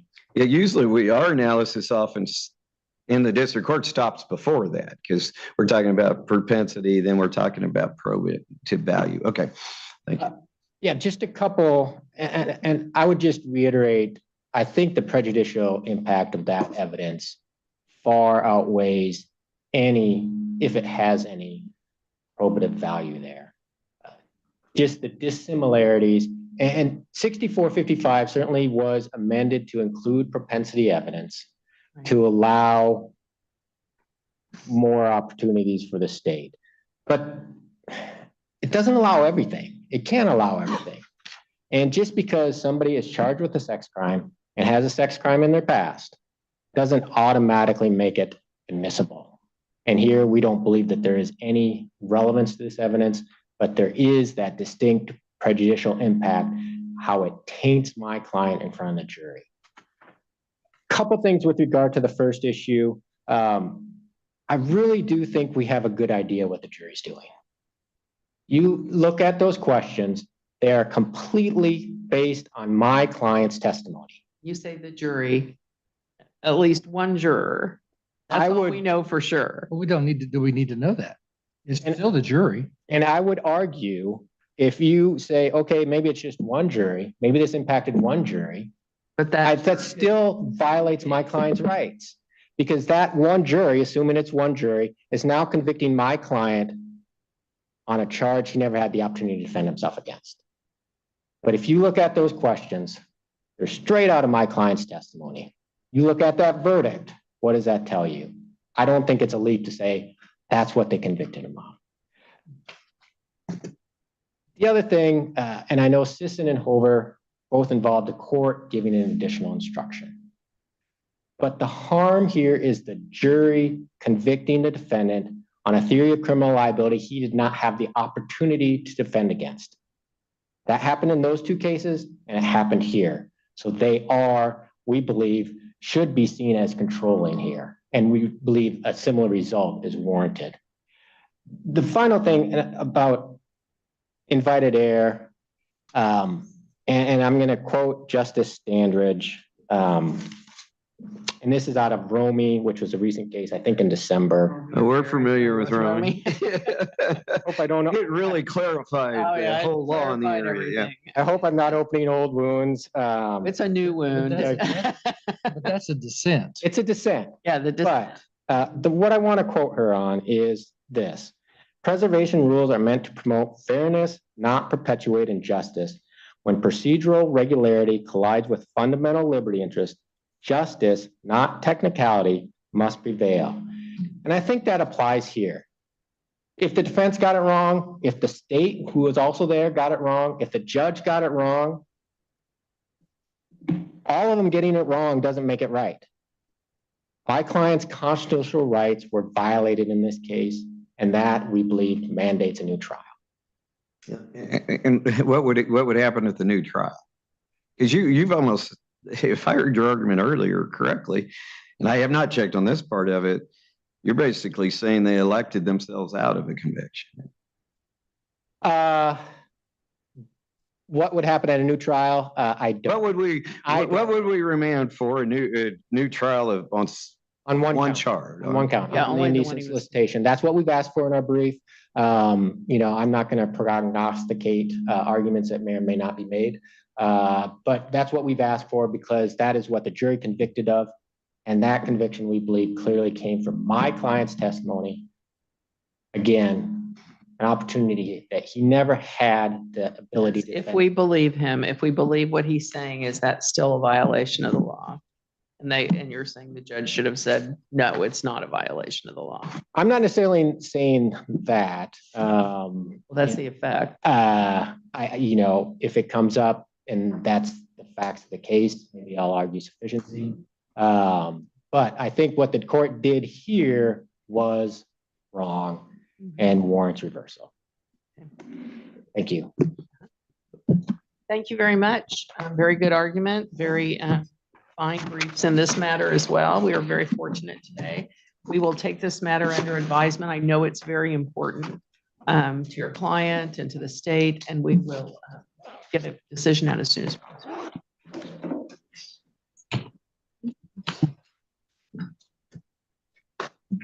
I think it would be helpful. That's fine. I mean, yeah, I'd welcome that. Do our research attorney want to come back? Yeah, you can come on back.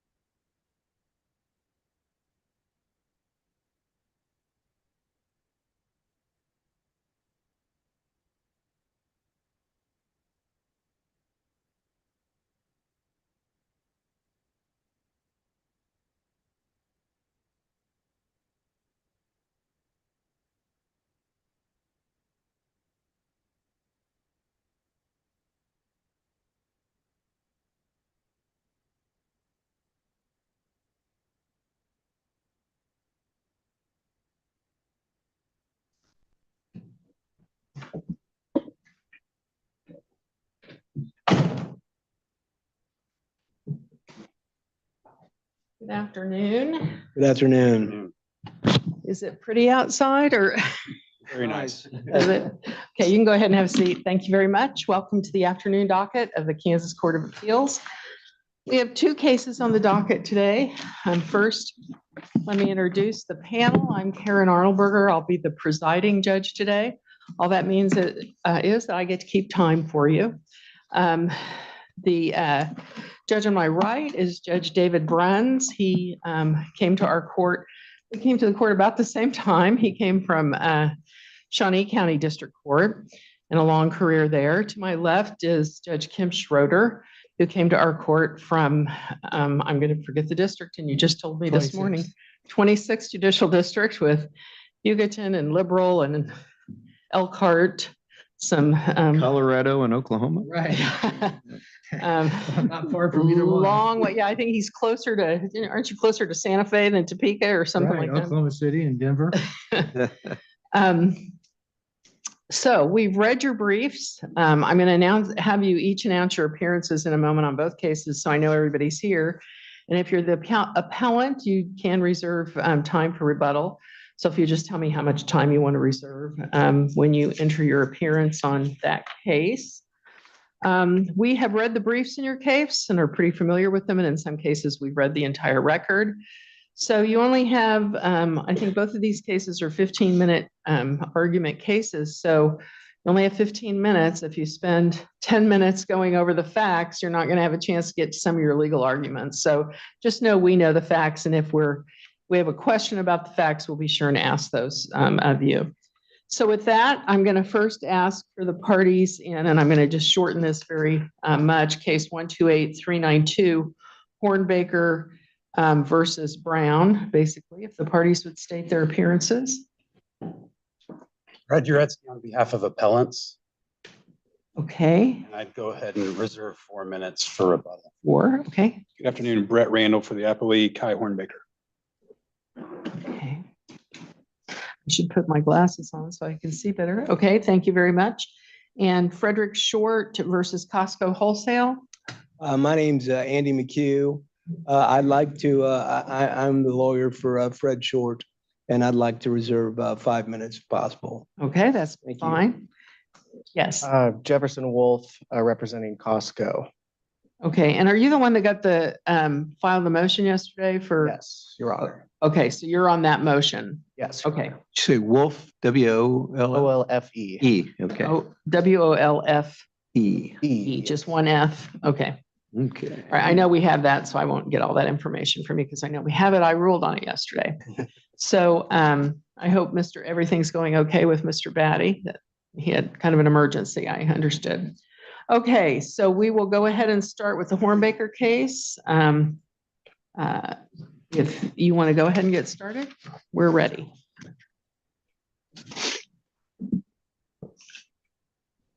I'm just trying to make sure this is.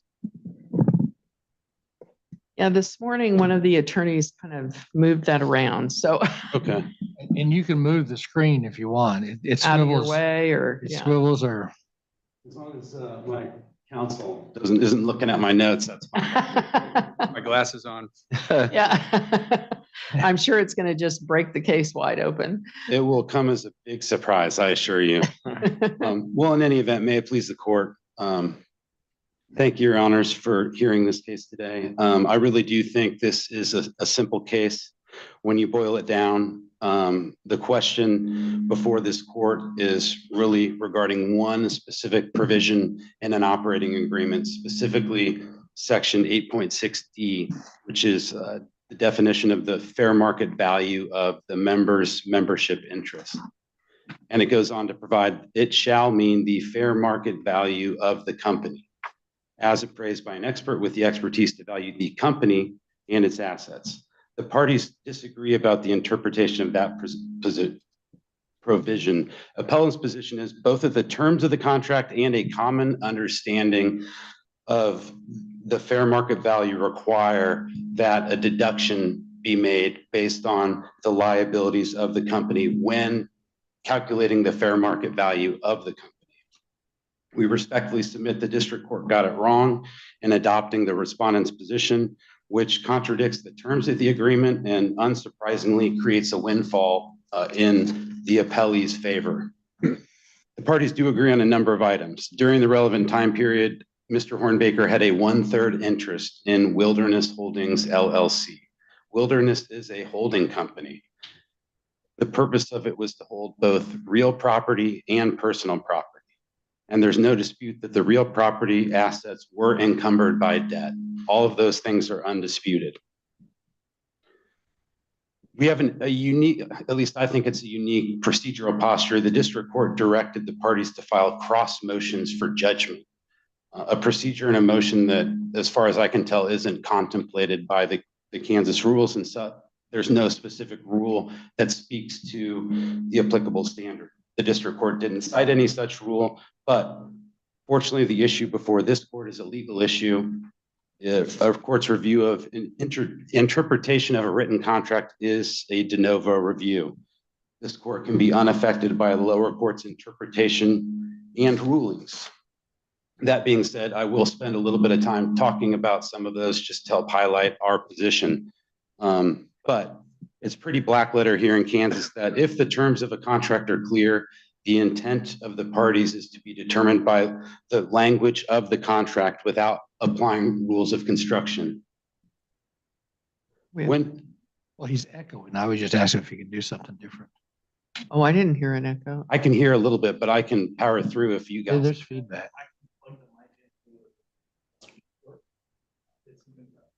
Do you mind us doing that right quick? Not at all. Do It's whatever. being streamed too, so we want to make sure it's, Perfect.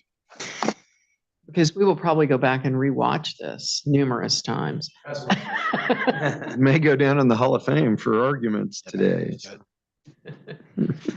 So we will pause your time.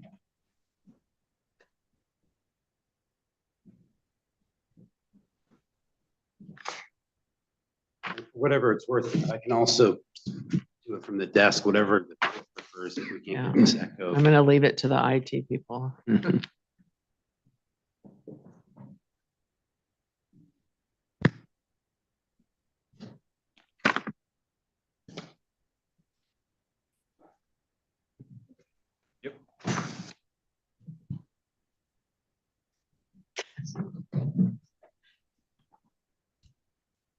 We won't charge you for the time. I should say she won't. Yeah, I know. I've told him I paused his time. I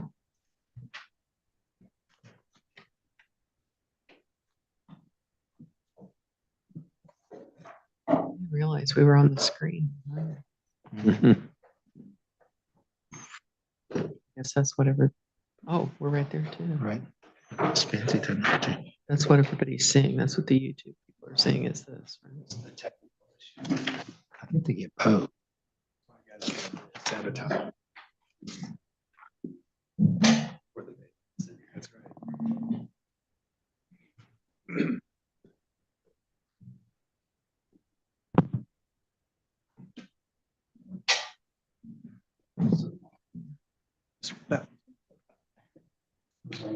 That one's just unplugged.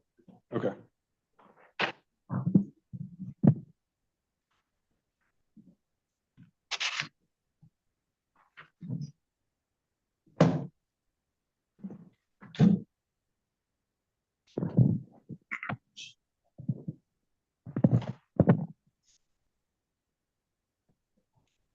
Well, the red light's on. That's a good sign. So ready? Should I do a testing? Yeah, I think you're okay. Is that better? Yeah. Oh, yeah. You can, I mean, you only were 2 minutes in. You can kind of, you've got, That's I don't suspect time will be an issue today. Okay. Like I said, I truly do believe this is a simple issue, despite I'll carry on for as long as you'll let me. But nevertheless, before we got into the technological difficulties, I was just talking about getting into what is, I believe, to be black letter law in Kansas. When possible, a court must ascertain the party's intent from the four corners of the contract. In this case, it's the operating agreement, and they have to construe all provisions together and in harmony with each other, rather than focusing on one particular one and being critical without giving any thought to the rest of the contract. Under Kansas law, reasonable rather than unreasonable interpretations are obviously favored, and interpretations that vitiate the purpose or reduce a specific term in the contract should be avoided. Or if it results in what we frame in my briefing says is an absurdity, that interpretation should be avoided as well. Unambiguous contracts are enforced according to their plain, general, and common sense meaning in order to ensure that the intentions of the parties are enforced. What is the plain, general, and common meaning of the fair market value of the company? I don't think that there's any real serious dispute about that definition. The fair market value is the price at which buyers and sellers with reasonable knowledge of the pertinent facts and not acting under compulsion are willing to do business. And more specifically, we cited cases from, albeit other states, that provided when a company that is being sold, typically the fair market value of that company is its assets minus its liabilities. So tell me, both parties had an expert appraise the property. Yes. And did the experts consider the liabilities in the appraisal of the property?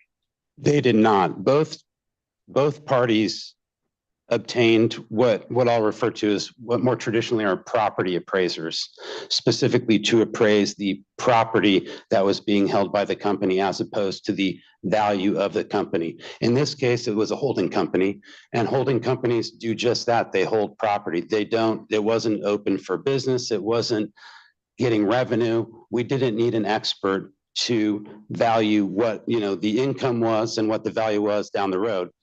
In this case, we needed experts to appraise the real property and the personal property. The liabilities, there is no dispute. It's reducible to a piece of paper, however much the note was originally versus however much it's been paid down. There has been no dispute. Appellees don't dispute that. That's why at least my clients focused on the appraisal to value the fair market value of the property. It's real property. It does require an expert. Same thing with the personal. But we did not have someone appraise the entire company because it was a holding company, and therefore we didn't believe that was necessary. And the operating agreement, section 8.9, governs removal of a member. And the removal of a member is akin to the sale of that member's ownership interest. And it provides a couple of things that the removal notice must include. One of which, the main thing we're fighting about, is the company's fair market value of the member's membership interest, as defined in section 8.6B. Number two, a copy of an expert report relied upon in calculating the fair market value of the member's membership interest. And third, the written vote and consent. I've got a question just to confuse me. In 8.9, what you just quoted, AI, is that what you just quoted? 8.9. But little number one, it looks like.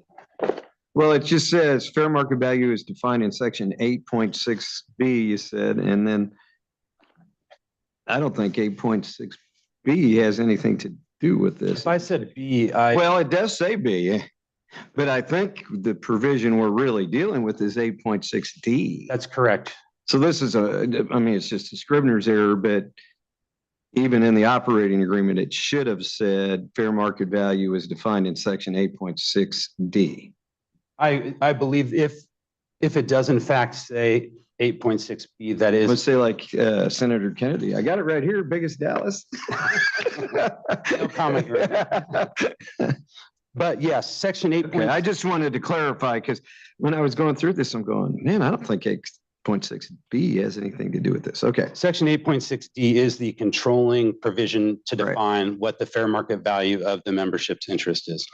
The section defines the fair market value of the company, not the fair market value of the company's property. Those are not the same things.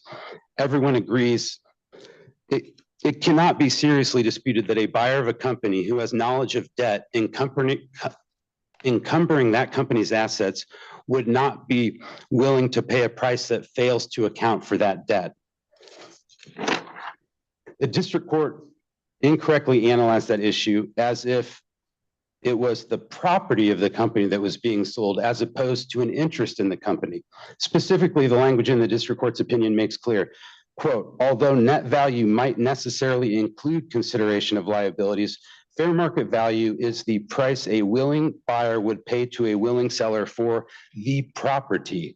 And in terms of the appendix, that's volume 4, page 99. It's the memorandum decision from the district court.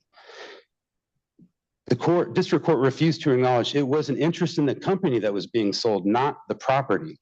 Adoption of the district court's reasoning would vitiate another portion of the operating agreement, specifically to remove a member. One of the requirements in that 8.9 that we were looking at earlier is that the company has to negotiate the release of the removed member from his personal guarantee on the company's indebtedness. Based on the district court and the appellee's interpretation, he not only gets a release without giving any value, he gets paid dollar for dollar for debt that he is shucking off because the company was required to get rid of his personal guarantee. The debt remains with the company. He gets off free and clear and gets paid cash value for that. That, from our position, is an absurd result. And courts should avoid absurd results because they assume the intent of parties is not to create one. And Hornbaker implicitly acknowledges their interpretation leads to an absurd result. On one hand, he focuses on inopposite cases that stand for the proposition that courts can't rewrite a contract to save a party from a bad deal. So he's at least acknowledging that he's getting the better deal on this, while on the other taking issue with the characterization that Hornbaker will receive a windfall. He disputes that it's a windfall, but he says it's, they can't rewrite it for a bad deal. And to try and battle that, I'm not going to get into it, but he tries to mischaracterize the issue as the company kicked him out. We obviously take issue with that characterization. The company has the right to remove members pursuant to 8.9. They complied with that. The company disputes the characterization, and I don't think we need to get into it because, quite frankly, it doesn't matter for our purposes. So what is the remedy that you're asking for? We're asking for, we filed, one of our claims was a declaratory judgment. We're asking for the court to declare that the liabilities of the company have to be taken into account when calculating the fair market value of the membership interest under 8.9.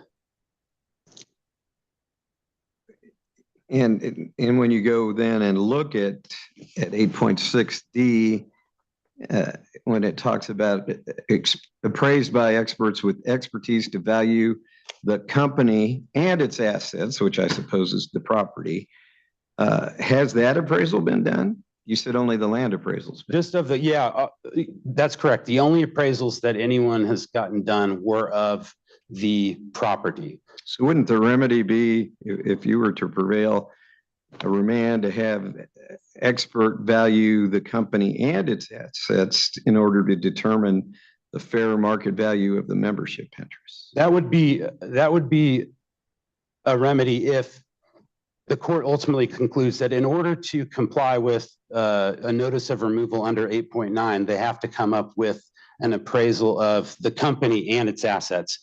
There's no dispute that neither one of the parties obtained an appraisal of the company. And why not? Yeah. Well, and Since it does say in 8.9, refers us over to 8.6D, even though it said B, which makes it very clear there needs to be experts with expertise to value the company and its assets. And in this case, the company holds assets, property, and the only thing affecting the fair market value of the property is the debt from the interest of the company.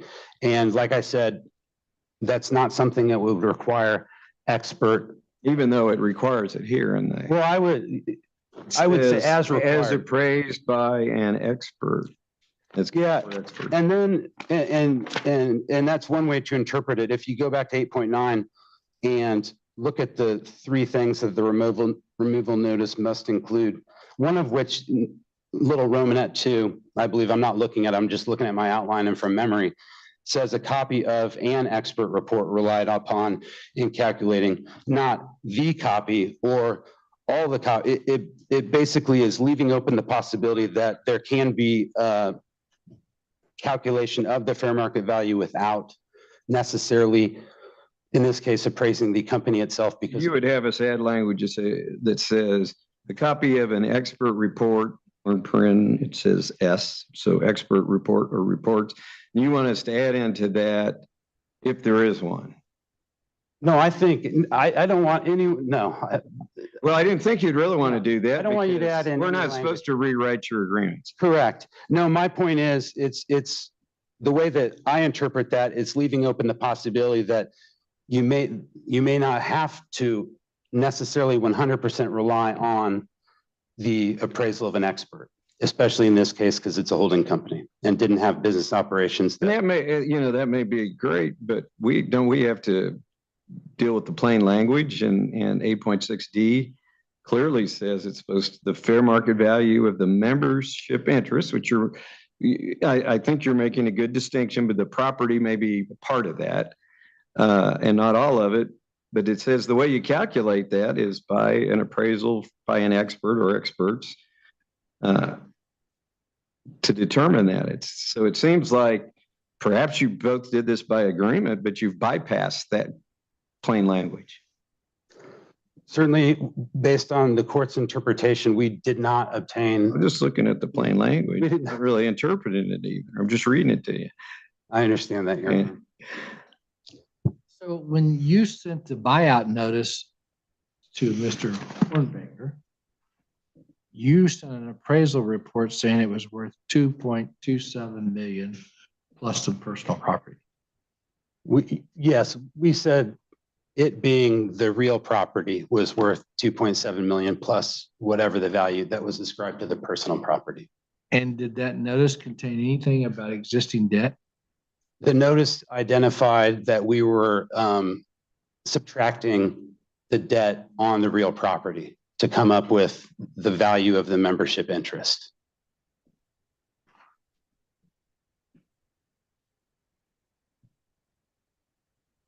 Okay, yeah, I misread that. All right. Okay, you're at the end of your regular time. You still have your rebuttal time. Did you all have any other questions before he gets to rebuttal? Okay. Thank you, Your Honors. Thank you. Thank you.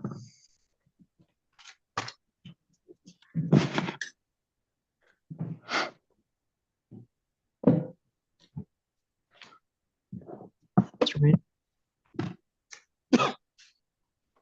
Good afternoon, Your Honors. May it please the court, Brett Randall again for the appellee, Connie Hornbaker.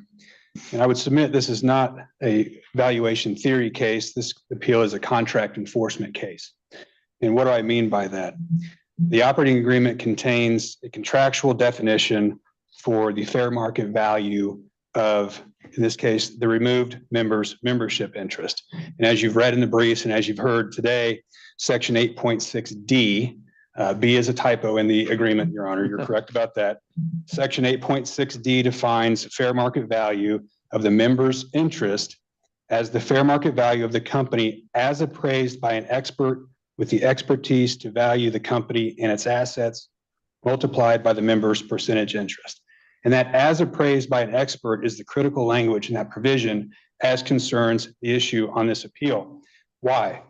Because those expert valuations are what the parties contractually agreed they would rely upon to calculate what the removed member will be paid. Nothing more and nothing less.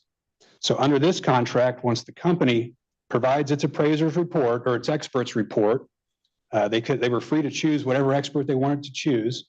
Once they provide that report, then the removed member, Mr. Hornbaker, then has an opportunity to provide his report. And under this provision, you just average those two. And since they're equal members, you divide by 3. What this provision does not allow is for one party or the other to make adjustments to those appraised values that are determined by the experts.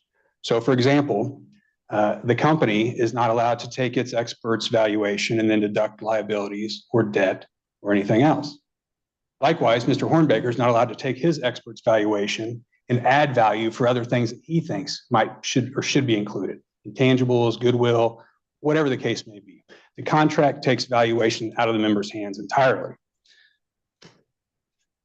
And so that's what I mean by this case is not about general concepts of business valuation or how a company might be valued in some other case under some other circumstances. Well, and that was what I was trying to get at on my questioning, co-counsel, but I don't want to say we don't care, but the reality of it is what the ultimate answer is seems to not be the issue before us. Partly that's good because we're not mathematicians or we would have went to med school, but we do have to follow the plain language. And so wouldn't the appropriate remedy be to send this back and to have experts do it? I don't know what they're going to answer, but to have experts under 8.6D do what they're supposed to do and then see what the answer will be. Well, because it seems like both of you want us to replace our judgment. Well, one wants us to just affirm what was done below, and I think you would prefer yeah. And then the other would like us to replace, our judgment for what the contract would be. well, I understand the question, but 8.6D defines fair market value by who determines it, not by any particular methodology. So it says it's the fair market value of the company as appraised by an expert. So they hired their expert. They hired a property appraiser. And they didn't hire an expert in business valuation. They could have done that. It's not even limited to one expert. You'll see in the provision there, experts, plural. So that's the path they chose. And then when Mr. Hornbaker receives that notice and it attaches their property appraisal, then he has an opportunity to provide his own so there can be average. Well, it's an apples to apples comparison. So he goes out and hires his own real property appraiser. We didn't initiate the process to remove ourselves. It seems like nobody's determined the answer under 8.6D. The answer that we're all looking for is what is the value of the company and its assets multiplied by the membership interest. That will then give us the fair market value of the membership interest. Well, I think, Your Honor, respectfully under this contract, the appraiser, the expert hired by the appellants, determines what the fair market value is. And this, as counsel mentioned, this is a holding company, it owns real estate. So it could be that this appraiser, this expert looked at it and said, well, if someone wants to buy this company, they're going to buy the real estate. So we're going to value the real estate. They're not going to buy the equity or purchase the equity and then assume the debt. It's a property holding company. They're going to buy the real estate. So are you saying that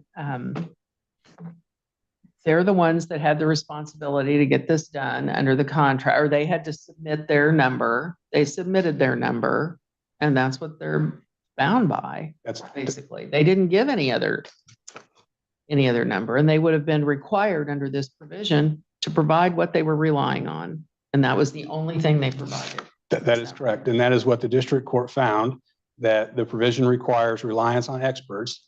They chose their expert. They hired their expert. He came up with a valuation. He did not consider liabilities. There's no methodology that's specified in this provision. The appraiser could have chosen any methodology. That same, because you were supposed to do one of your own, and so you just matched the same methodology that they used. Correct. And what, I don't have the record in front of me, but what was the difference? It was probably, my colleague says. What was the answer? About $1 million, is that? Yeah, I think that's about right. Okay. Yeah. So they took that difference and averaged it. Yeah, they took the two appraised values, averaged those and divided by 3. All right. And that number is whatever that number is. Right. And our point all along has been, you don't take that number and then make adjustments to benefit whichever side of the equation you're on. The contract by intent takes that completely out of the member's hands. When and again, maybe this is in the record, and I made a big deal about how we've read the whole record, but so when they submitted that to you, did they submit a letter that says, here's our number that we're presenting to you? Yes. Under the contract? Yes. Here's our number. Yes, the contract requires a notice. They did send the notice. That's in the record. They attached, yes, it's attached. Did they to the identify petition. it as a fair market value of membership interest or as a property appraisal? That's what I'm trying to. In the notice or the attachment to the? Either the notice or when they gave you, it was their first obligation to have the expert look at it. When they gave you that expert report with whatever documents it was with, Did they identify that as the fair market value of the membership interest? Going from recollection, I think they used the terminology that was in the operating agreement. Okay, and that's what your expert did as well?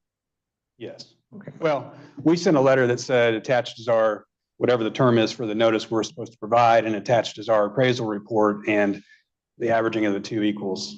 So both parties believed that they were submitting what they were required to submit under this section of the contract. Yes, yes. So if there's a mistake, it's mutual.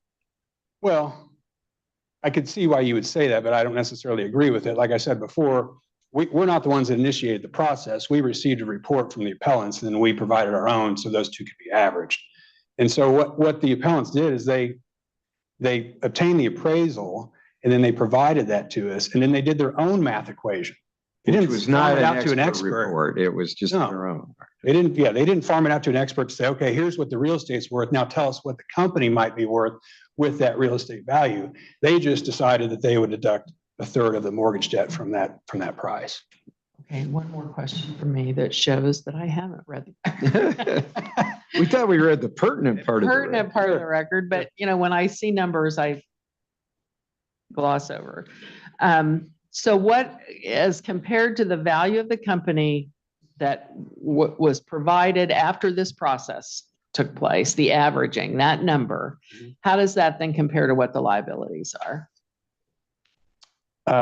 What's the windfall that they're alleging your client got? I believe it would be our share of the debt that Mr. Right. Hornbaker personally Which would have guaranteed, which been- was about roughly $300,000. Okay, thank you. And he would, That's 1/3. Yeah, the 1/3. correct. It might have been like 300 $310,277.83. I got the 310. There out. you can go. finish the There number you for me. go. Okay, I just want to kind of put this all in perspective Yeah. in my mind. I appreciate the question. So let me jump ahead to this use of the ordinary meaning of fair market value. And what they're essentially asking the court to do is to equate the meaning, what they consider the common meaning of fair market value of the company to the net value of the assets.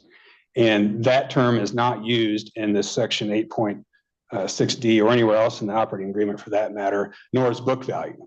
But that's what they want to equate fair market value to. And if that's what the parties intended, they could have very easily have drafted such a provision. In fact, the Kriegel case that's cited in their brief provides an example of an operating agreement that uses book value as opposed to fair market value. And secondly, the fair market value of, the common meaning of fair market value or the common meaning of any term doesn't apply when the contract contains its own definition as here. And here the contract ties fair market value to the expert appraisals and then requires the parties to accept that number. I was trying to find where I got that language about mistake when I asked you maybe. And in paragraph 15, Judge Vano's order, I think he was the judge, wasn't he? Yeah. He refers to the notice of removal mistakenly failed to account for Hornbaker's 1/3 interest in the company's equipment / personal property. And it goes on from there, the total ownership interest, which Shin appraised at a market value of 120,000, whatever. Is it your position there wasn't a mistake? I'm sorry, I was trying to find that language in the judge's order. Yeah, I'm looking at his order memorandum decision on page 4, paragraph 15, where he seemed to indicate there was a mistake. So the memorandum decision that I'm looking at doesn't have numbered paragraphs, so you and I might be looking at different documents, Your Honor. Let's see. Oh, it's your joint stipulation. It's attached to the memorandum decision. So page 4, paragraph 15 of the joint stipulation of facts for motions for judgment.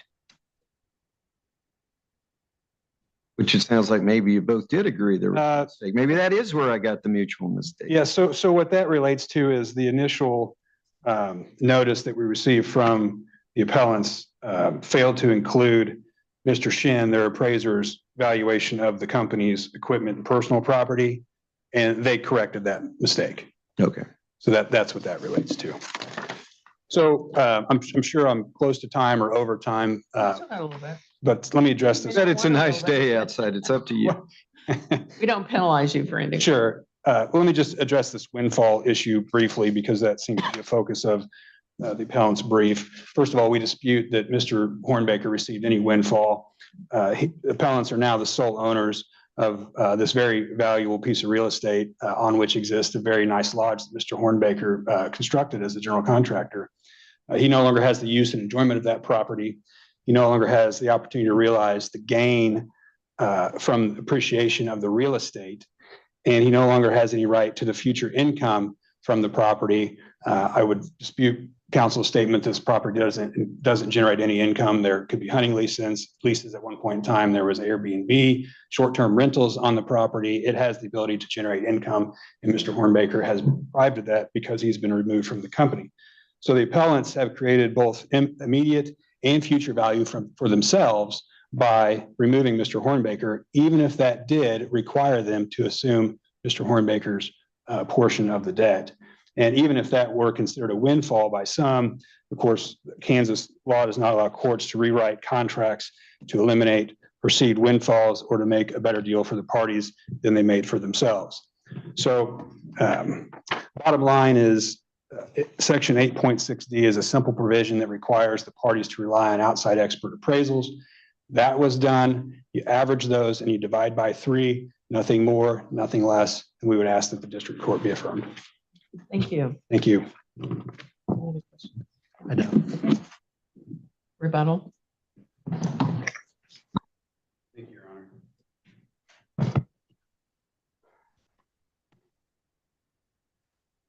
Okay, I might jump around a little bit because I want to address some of what my co-counsel just discussed. But first, and I know I mentioned this at the outset, debt is debt. We didn't need an expert to value the liabilities that were encumbering this property. If You might have needed it, but explain to me why, if the contract says that this is how we figure this out, if we're valuing people's property, that you will submit this valuation based on the definition of valuation in D, 8D or whatever D it is. 8.6D. Okay, it's D. And you give them a letter saying, okay, this relationship is terminating. Here is that value in D. What allows you then to add to that later? Or, I mean, it seems like am I getting this wrong? You give them an amount, they give you an amount, and then you say, oh, wait, we forgot to include liabilities? Yeah, no, and to just correct the misinterpretation and whether I misspoke or my co-counsel did, the first notice of removal, the mistake was that we had appraised the personal property. We had an expert appraise it, but it wasn't included in the notice of removal that we initially sent. The opposing side notified us. They said, hey, you didn't include personal property. We said, that's our mistake. They didn't say you didn't appraise the value of the company. They didn't say anything else about any other deficiencies they felt were with our appraisal. But in connection with the notice of removal, initially, from the very first point, it provided the company's fair market value of your membership interest is equal to $446,388.84. Paren 756,666.67 minus 310,277.83, which is the debt. So from the very beginning, we have not been hiding the ball about liabilities. That was included in the first notice of removal that we sent. And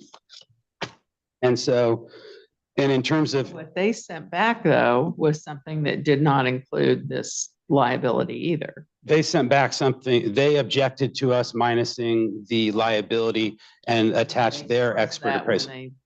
They did. responded. They did. And the idea, so if the, and why didn't we? Quite frankly, because my clients didn't believe that it was necessary. And if the court disagrees, neither party complied with section 8.6 and there was no appraisal of the company itself. Both parties just did the property. And in fact, the And that's precisely what the appellee asked their appraiser. They didn't ask them to appraise the company. They asked them to appraise the property. And that's present in. That's what they were handed. I mean, I can understand that position too. That's what they were given to compare to. Why would they present something to you that would not be to their benefit, I guess? Well, if they thought that an appraisal was required that evaluated the company and not just the property, which they're now arguing here, several years later, then I would think that they would still be obligated to comply with section 8.6D and 8.9. And, it's not what's good for the goose, it's good for the gander. That's not the way contracts work. We either both did the right thing or we both did the wrong thing. But aren't we bound by what you both did? You are bound by, those are the facts. And you both went out and got an appraisal for the property Correct. and submitted that appraisal as a valuation for the company. Well, we submitted it as an evaluation as the property, and in the fair market, in the notice of removal, we identified what we believe the fair market value of the membership interest was, impartially in reliance on that appraisal of the real property. But we always, in all of our communications pursuant to 8.9, we always communicated that what we believe to be the fair market value of the membership interest under 8.6D included liabilities. Did our appraisal say that? No. But all of our communications did under 8.9.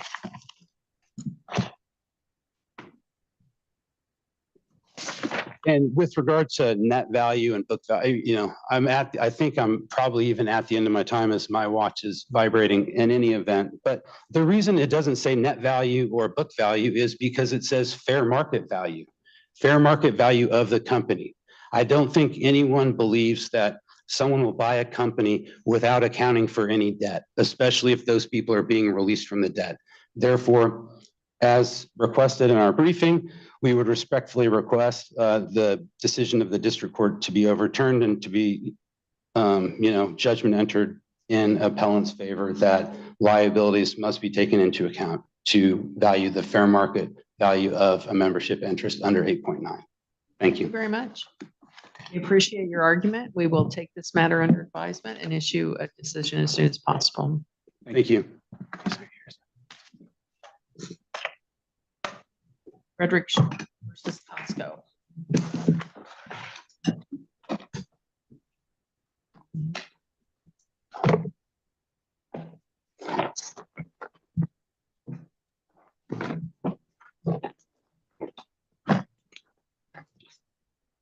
Thank you.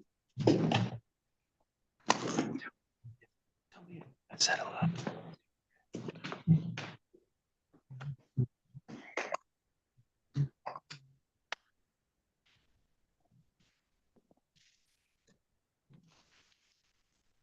Mr. McHugh, you wanted 5 minutes rebuttal. Is that correct? Yes, ma'am. Okay, you've got it.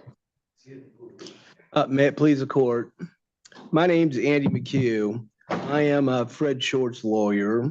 Fred was the plaintiff in the court below, and he appeals the district court's order granting Costco's motion for judgment on the pleadings in his slip and fall case against Costco. I know you've read the briefs and understand the facts.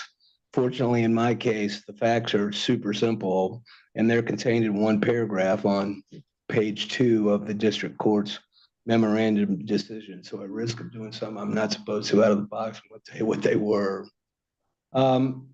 Plaintiff went into the Costco store over here in Johnson County back in April, intended to buy a box of frozen chicken mini tacos.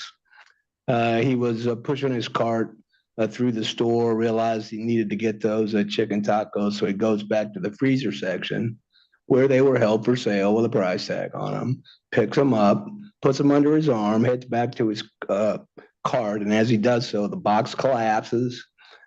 Fred slipped on one of the tacos. It hit the ground and hurt himself. So we filed a we filed a petition, an amended petition alleging that Costco had breached the implied warranty of merchantability. That is in section 2-314 of the Kansas statutes. I think it's 84-2-314. And Costco filed a motion for judgment on the pleadings.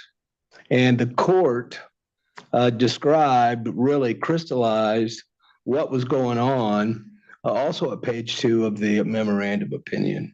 The court says the watershed issue here is whether an implied warranty of merchantability attaches or becomes actionable only after the point of sale / transfer of title to the goods, which is what Costco said, or at the point where the customer, hopeful buyer, takes temporary or presumptive possession of the goods upon their removal from the shelf in the merchant's store prior to payment.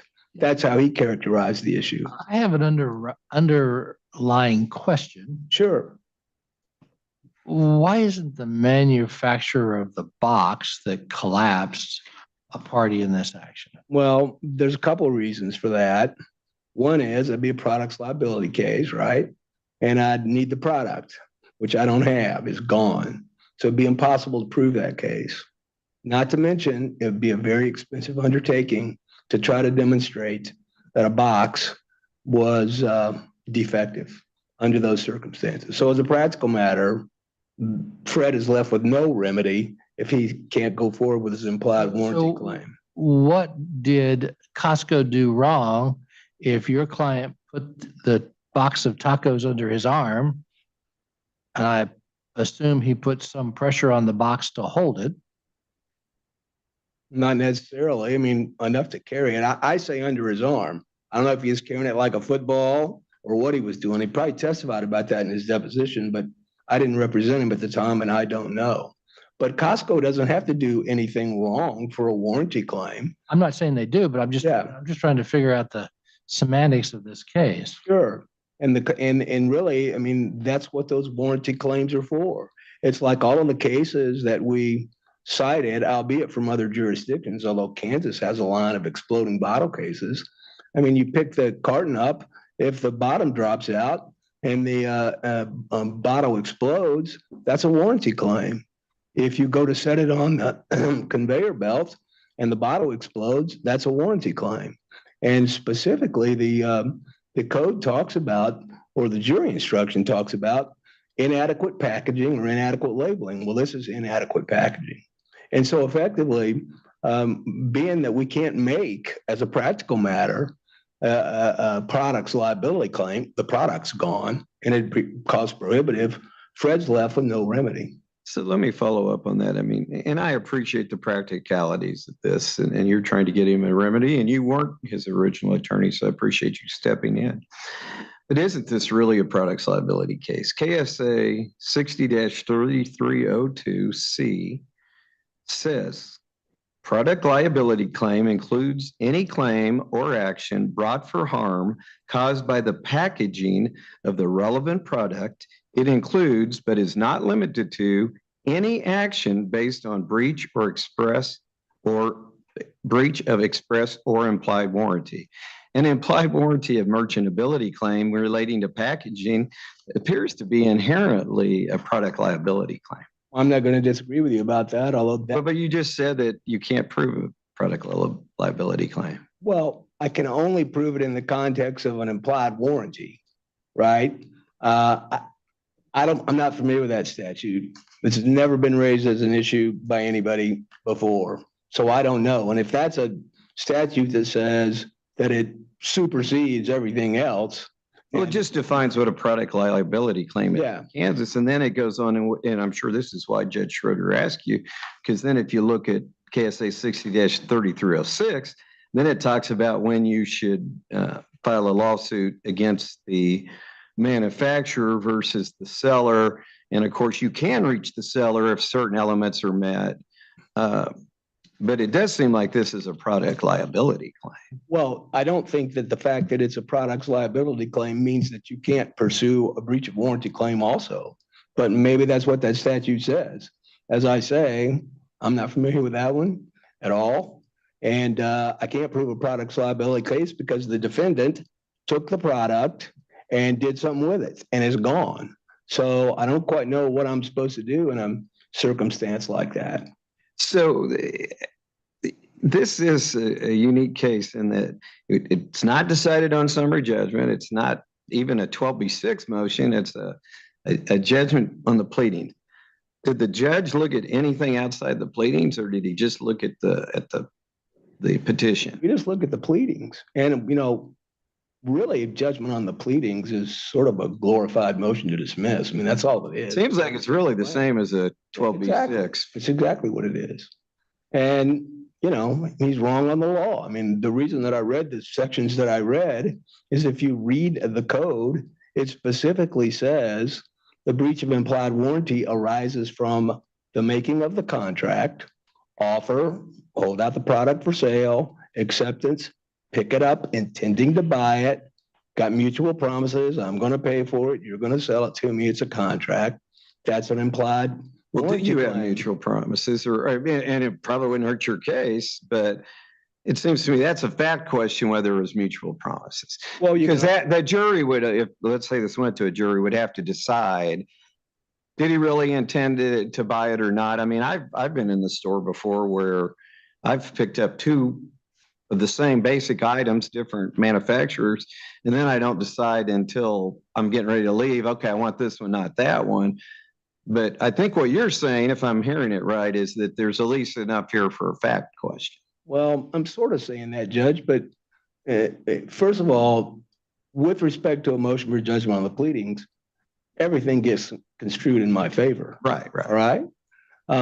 Secondly, the fact that somebody could cancel the contract, which is provided for under section 106, doesn't mean there wasn't a contract to start with. So if you pick it up intending to buy it, which is what Fred did, that makes the contract. And I can tell you, because I do remember this much from looking at his deposition, he was working for Instacart at the time. So he went in there to buy the frozen mini chicken tacos because some customer of Instacart wanted it. So this was not going to be a question of him changing his mind. In addition to which, under the standard of review, the court has to accept as true that he intended to purchase them, which is what I pleaded. Okay. Now, Kansas does not, you've cited the Oklahoma case. You've cited, I think, a Maryland case. Kansas is not really, this is a matter of first impression for Kansas because, you just take basic contract law. You have to have, and I think you've got all this, and I don't think they dispute this. You have to have an offer, an acceptance, but you also have to have consideration. And it seems like what you're arguing is for either a change or an extension in Kansas law to say that the consideration can be just my subjective intent that I am going to pay for this at the checkout, not just picking it up off of a shelf.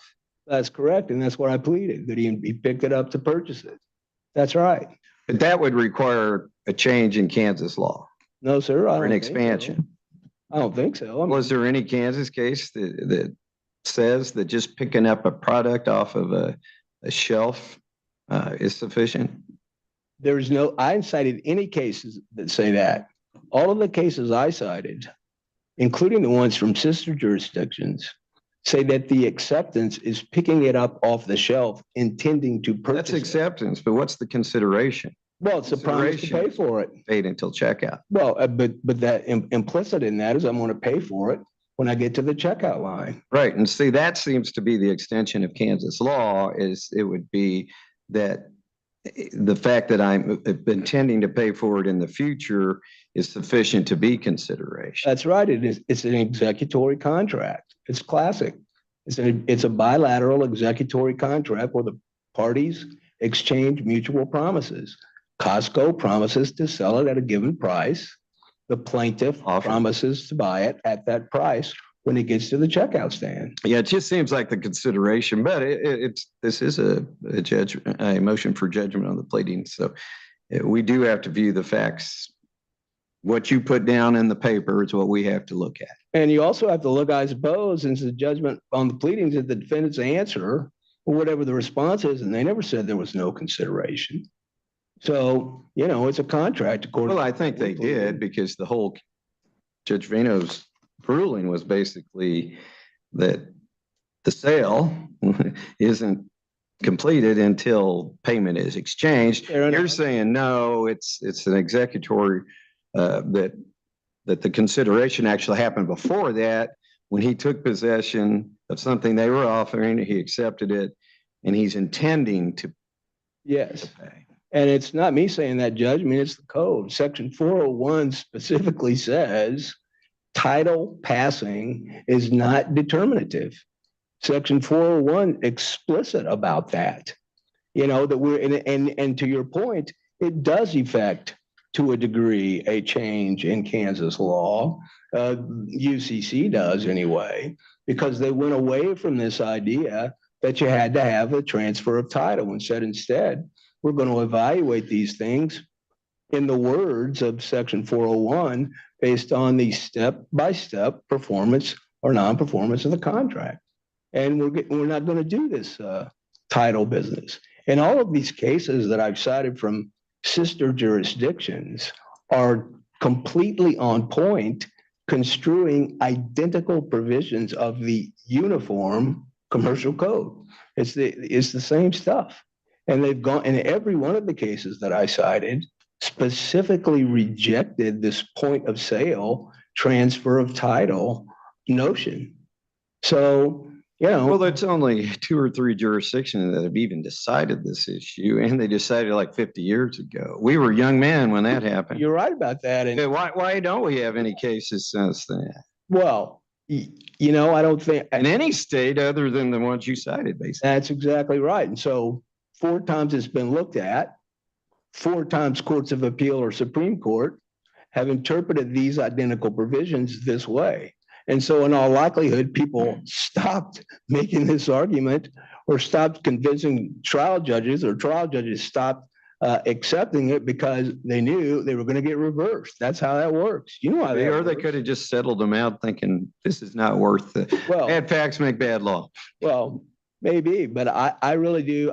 I'm confident there's a lot of cases in Kansas about exploding bottles. And, those may be pre-sale or they may be post-sale, but this is the exact equivalent of that. But here, this is not an exploding box. It doesn't sound like. Well, it didn't explode. Sounds like but it something. collapsed. In a lot of those cases, of course, somebody lost an eye and things like that, and they definitely were products liability cases. But Well, I mean, and Fred's got, $100,000 worth of damages, depending on how you look at it. You got to go paid medical bills, not paid medical bills, et cetera, et cetera. But it's not like he wasn't hurt. right, I mean, if you accept Costco's position about that, well, if something happens to somebody in our store before they've paid for an item, we're not responsible for it unless you can make a products liability case out of it. And that's just not always a practical way to go about it. You said earlier he was working for Instacart. He was. So was he covered by workers' comp? I know. Not to my knowledge, you make a work comp claim. I don't know how that works. Yeah. And once again, that's not a defense that these guys have raised. No, I'm just wondering if he was, you've talked about his damages. I just wanted to know you're just trying to help him out. if he was covered, got reimbursement for medical expenses through work comp. He did not. I know, I do know that much, having looked at his medical expenses. Yeah. Okay, we're way over your time now. I but figured we've we been were. asking questions, so you'll still have your rebuttal time. All right. Okay. Thank you. Thank you.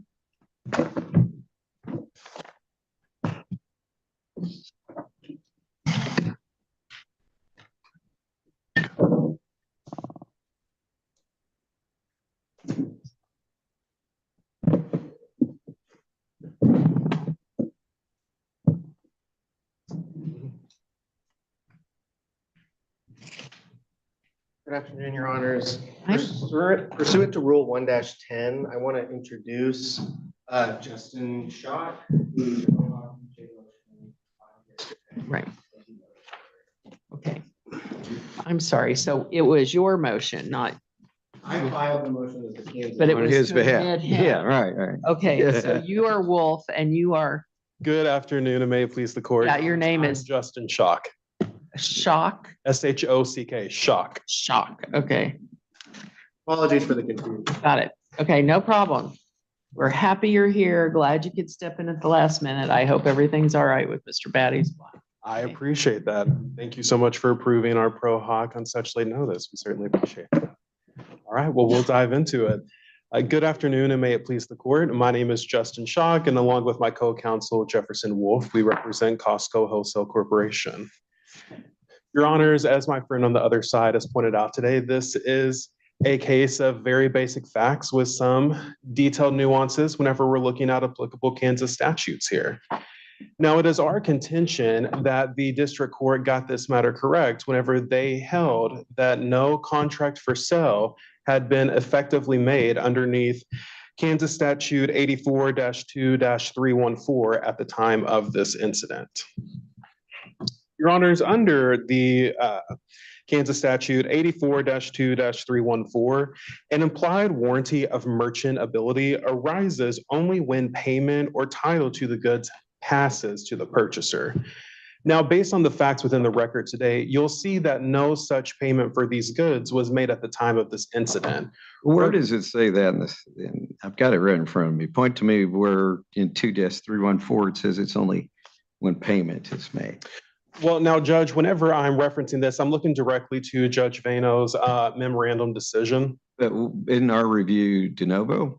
Your review is de novo of that. So why don't we look at the law and not worry too much about his decision? Yes. So look at the pleadings and look at the law, because those are the two things we're going to have to hang our hat on. Of course, Your Honor. And that points me to my next point of contention here. Whenever we're looking at the statute underneath section 1, one point of contention that the other side has raised today is the notion that it specifically states the serving for value of food or drinks to be consumed either on the premises or somewhere else is a sale. The question, his question Well, was on the statute. I said, where did, so I think you're telling me that it doesn't say that on its face. Not on its face, Judge. It's your argument. And the comment, it has the Kansas comment, it has the language about it applies to all sales by merchants. This warranty arises from the fact of sale and exists apart. So you certainly have an argument that may ultimately prevail.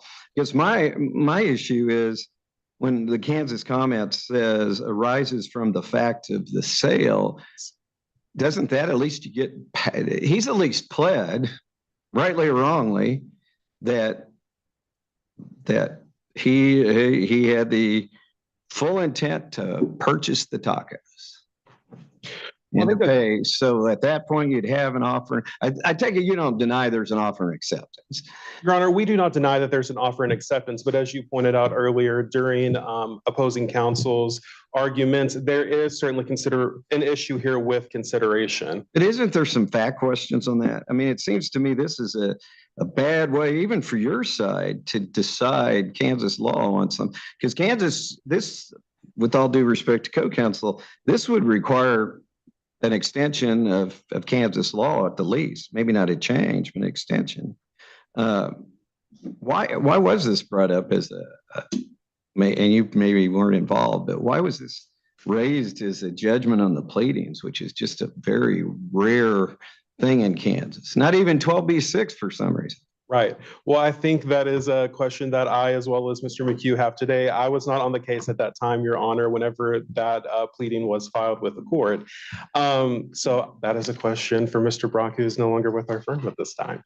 I will say, though, Your Honor, while we're on the topic of consideration or lack thereof, based off of notions that have come about today, as His Honor pointed out, Mr. Short was an instant cart delivery driver at the time of this incident.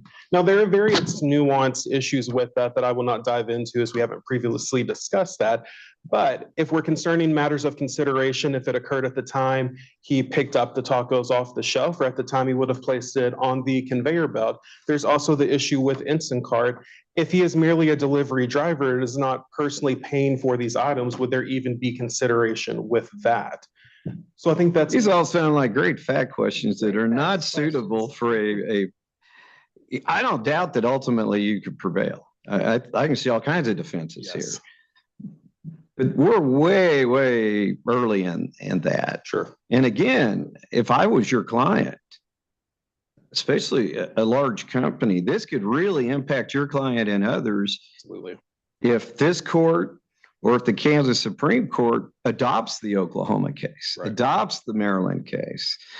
So it seems like, and I'm not trying to get you to concede, but I would say this, and forgive me for doing this. This is the old district court judge in me. Seems might be wise to try to get this thing worked out for both of you. There's going to be some bad law being made by somebody, and it's not going to end with the three of us. This is exactly the type of case that's going to go on up to the third floor of the Judicial Center in Topeka. So, but with that, go on with your argument. I'm not trying to get you to concede, but I think you recognize that there's some real, as Mr. McHugh said, on both sides, there's some real practical issues here. There's a whole question about products liability and Judge Schroeder's question. Who made these tacos? Do you know? I take it this is not a Costco taco. I believe that assumption is correct, Judge. Right, because they do sell food. And it's rather good, dare I say. Right. Well, I've had there, and I don't doubt that at all. And there's a certain exception under the statute Yes. for that, but we're not talking about that. We're talking about something in the frozen food section. Absolutely. So I'd like to jump on that if I could. The issue to me is, was this appropriate for judgment this early on? There are a lot of factual determinations that it appears need to be made. And this is a pretty significant decision in the law that seems like it would require a lot more ferreting out than happens at this stage, as a basically judgment on the failed to state a claim, judgment on the pleadings, whatever you want to call it. So what's your best argument for the fact that this was appropriately dismissed this early? That there was nothing else that could have been presented to change the result? Absolutely. Well, Your Honors, as we've noted, even though this seems like a very clear issue on its face, there are some nuanced details to that. And that leads me back to the statute at issue here, which is 84-2-314. Whenever we are looking at the explicit language of that, and I will recite it before the court underneath section 1, it states, unless excluded or modified, a warranty that the goods shall be merchantable is implied in a contract for their sale if the seller is a merchant with respect to the goods of that kind.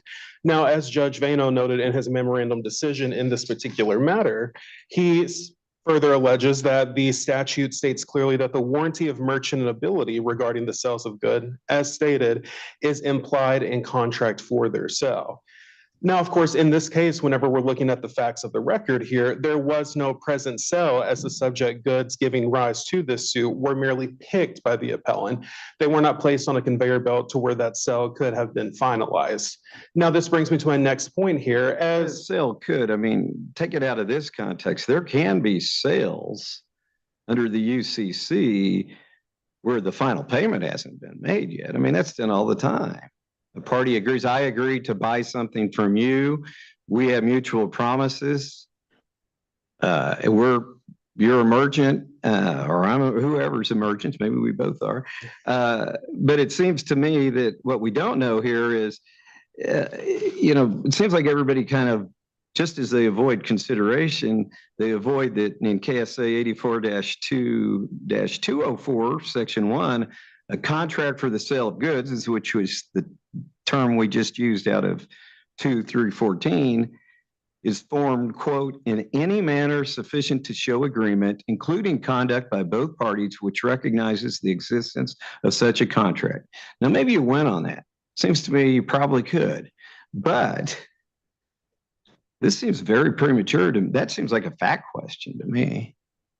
perhaps, Your Honor, that would be a fact question. I think if we go ahead and look into the comments underneath this applicable statute as compared to that of the Oklahoma statute that was previously discussed, that's where we'll start to see the discrepancies between the two, as well as what the Kansas legislature. Part of that is because I got this 50-some-year-old case out there that they've added to their comments, but our comments say, number one, Kansas comment number one, this section applies to all sales by merchants. This warranty arises from the fact of the sale, which sounds like there could be a fact issue on whether there is a sale or is not a sale. So I'm just saying, for your own good, I mean, this would be fun to write up, but for your own good, you might want to think about this, because it seems like this is way early. Maybe summer judgment stage would be appropriate when the facts have been developed. But on the pleadings, I mean, I just don't see how there can't be a fact issue. Your Honor, we can appreciate that there can be a fact issue with this, which is really why we have delved our argument more into the comments of the Oklahoma statute versus that of the Kansas statute here. Now, we haven't adopted the Oklahoma. Exactly. Which is why their comments are different. I looked at those, but they're really immaterial to us.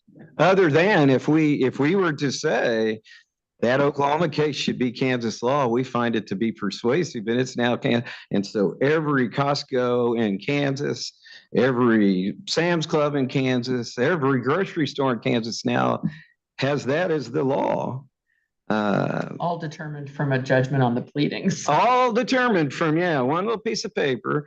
That is dangerous. But right now, Oklahoma's comments really, I agree with you, they're different. But there's a reason why they're different, because they have a 5-4 Oklahoma Supreme Court decision. Probably all those folks are dead now. It was 52 years ago, if I remember right, who expanded the law, and maybe that should be the law in Kansas, but it doesn't seem like you decide that on the pleadings. Perhaps, Judge. The 2 points I would make on that, and the first point being, I should let you talk some, shouldn't I? I appreciate the question. First point being is that the language of the statutes themselves, as pointed out within the appellant's brief, is substantially the same. However, whenever we look to the comments, comment 1 for both statutes, we'll notice that that is where we start to see the great discrepancies between the two. Now, based off of the interpretation of comment 1 in Kansas, it appears that the point of sale would not apply until there is a contract for sale made. Now, it remains our contention, and it remains, Judge. Which is a fact question when that contract was made. It may be at the checkout stand. That's a good argument. It may have been before the checkout stand. But that seems like that is the fact question. That is true, Your Honor. And that brings me to my second point of this. Whenever we're looking at these comments within Oklahoma case law that has cited the Oklahoma statute, it clearly shows that there need not be a purchase for sale at the checkout line, or whatever you would like to refer to it as. Whereas in Kansas, there's nothing explicitly stated within any of our case law, nor the applicable statute making any such delegations to the matter. Further, it could just be that it hasn't come up. I mean, I don't know that you draw any conclusions from that. I mean, to Judge Bruns, it may make perfect sense that you wait to the cash register. To me, it makes perfect sense that once I pick that up and put it in my cart or headed for the cash register, that's enough. I mean, if it explodes on me in the middle of the store, I shouldn't be without remedy. And I would avoid it by going to stores, but that's a different issue. Well, to be brief, Your Honors, wrapping up my argument here, once again, if we look back to this and to Judge Vano's memorandum decision here, we're really hinging on the words within the statute, the implied in a contract for their sale.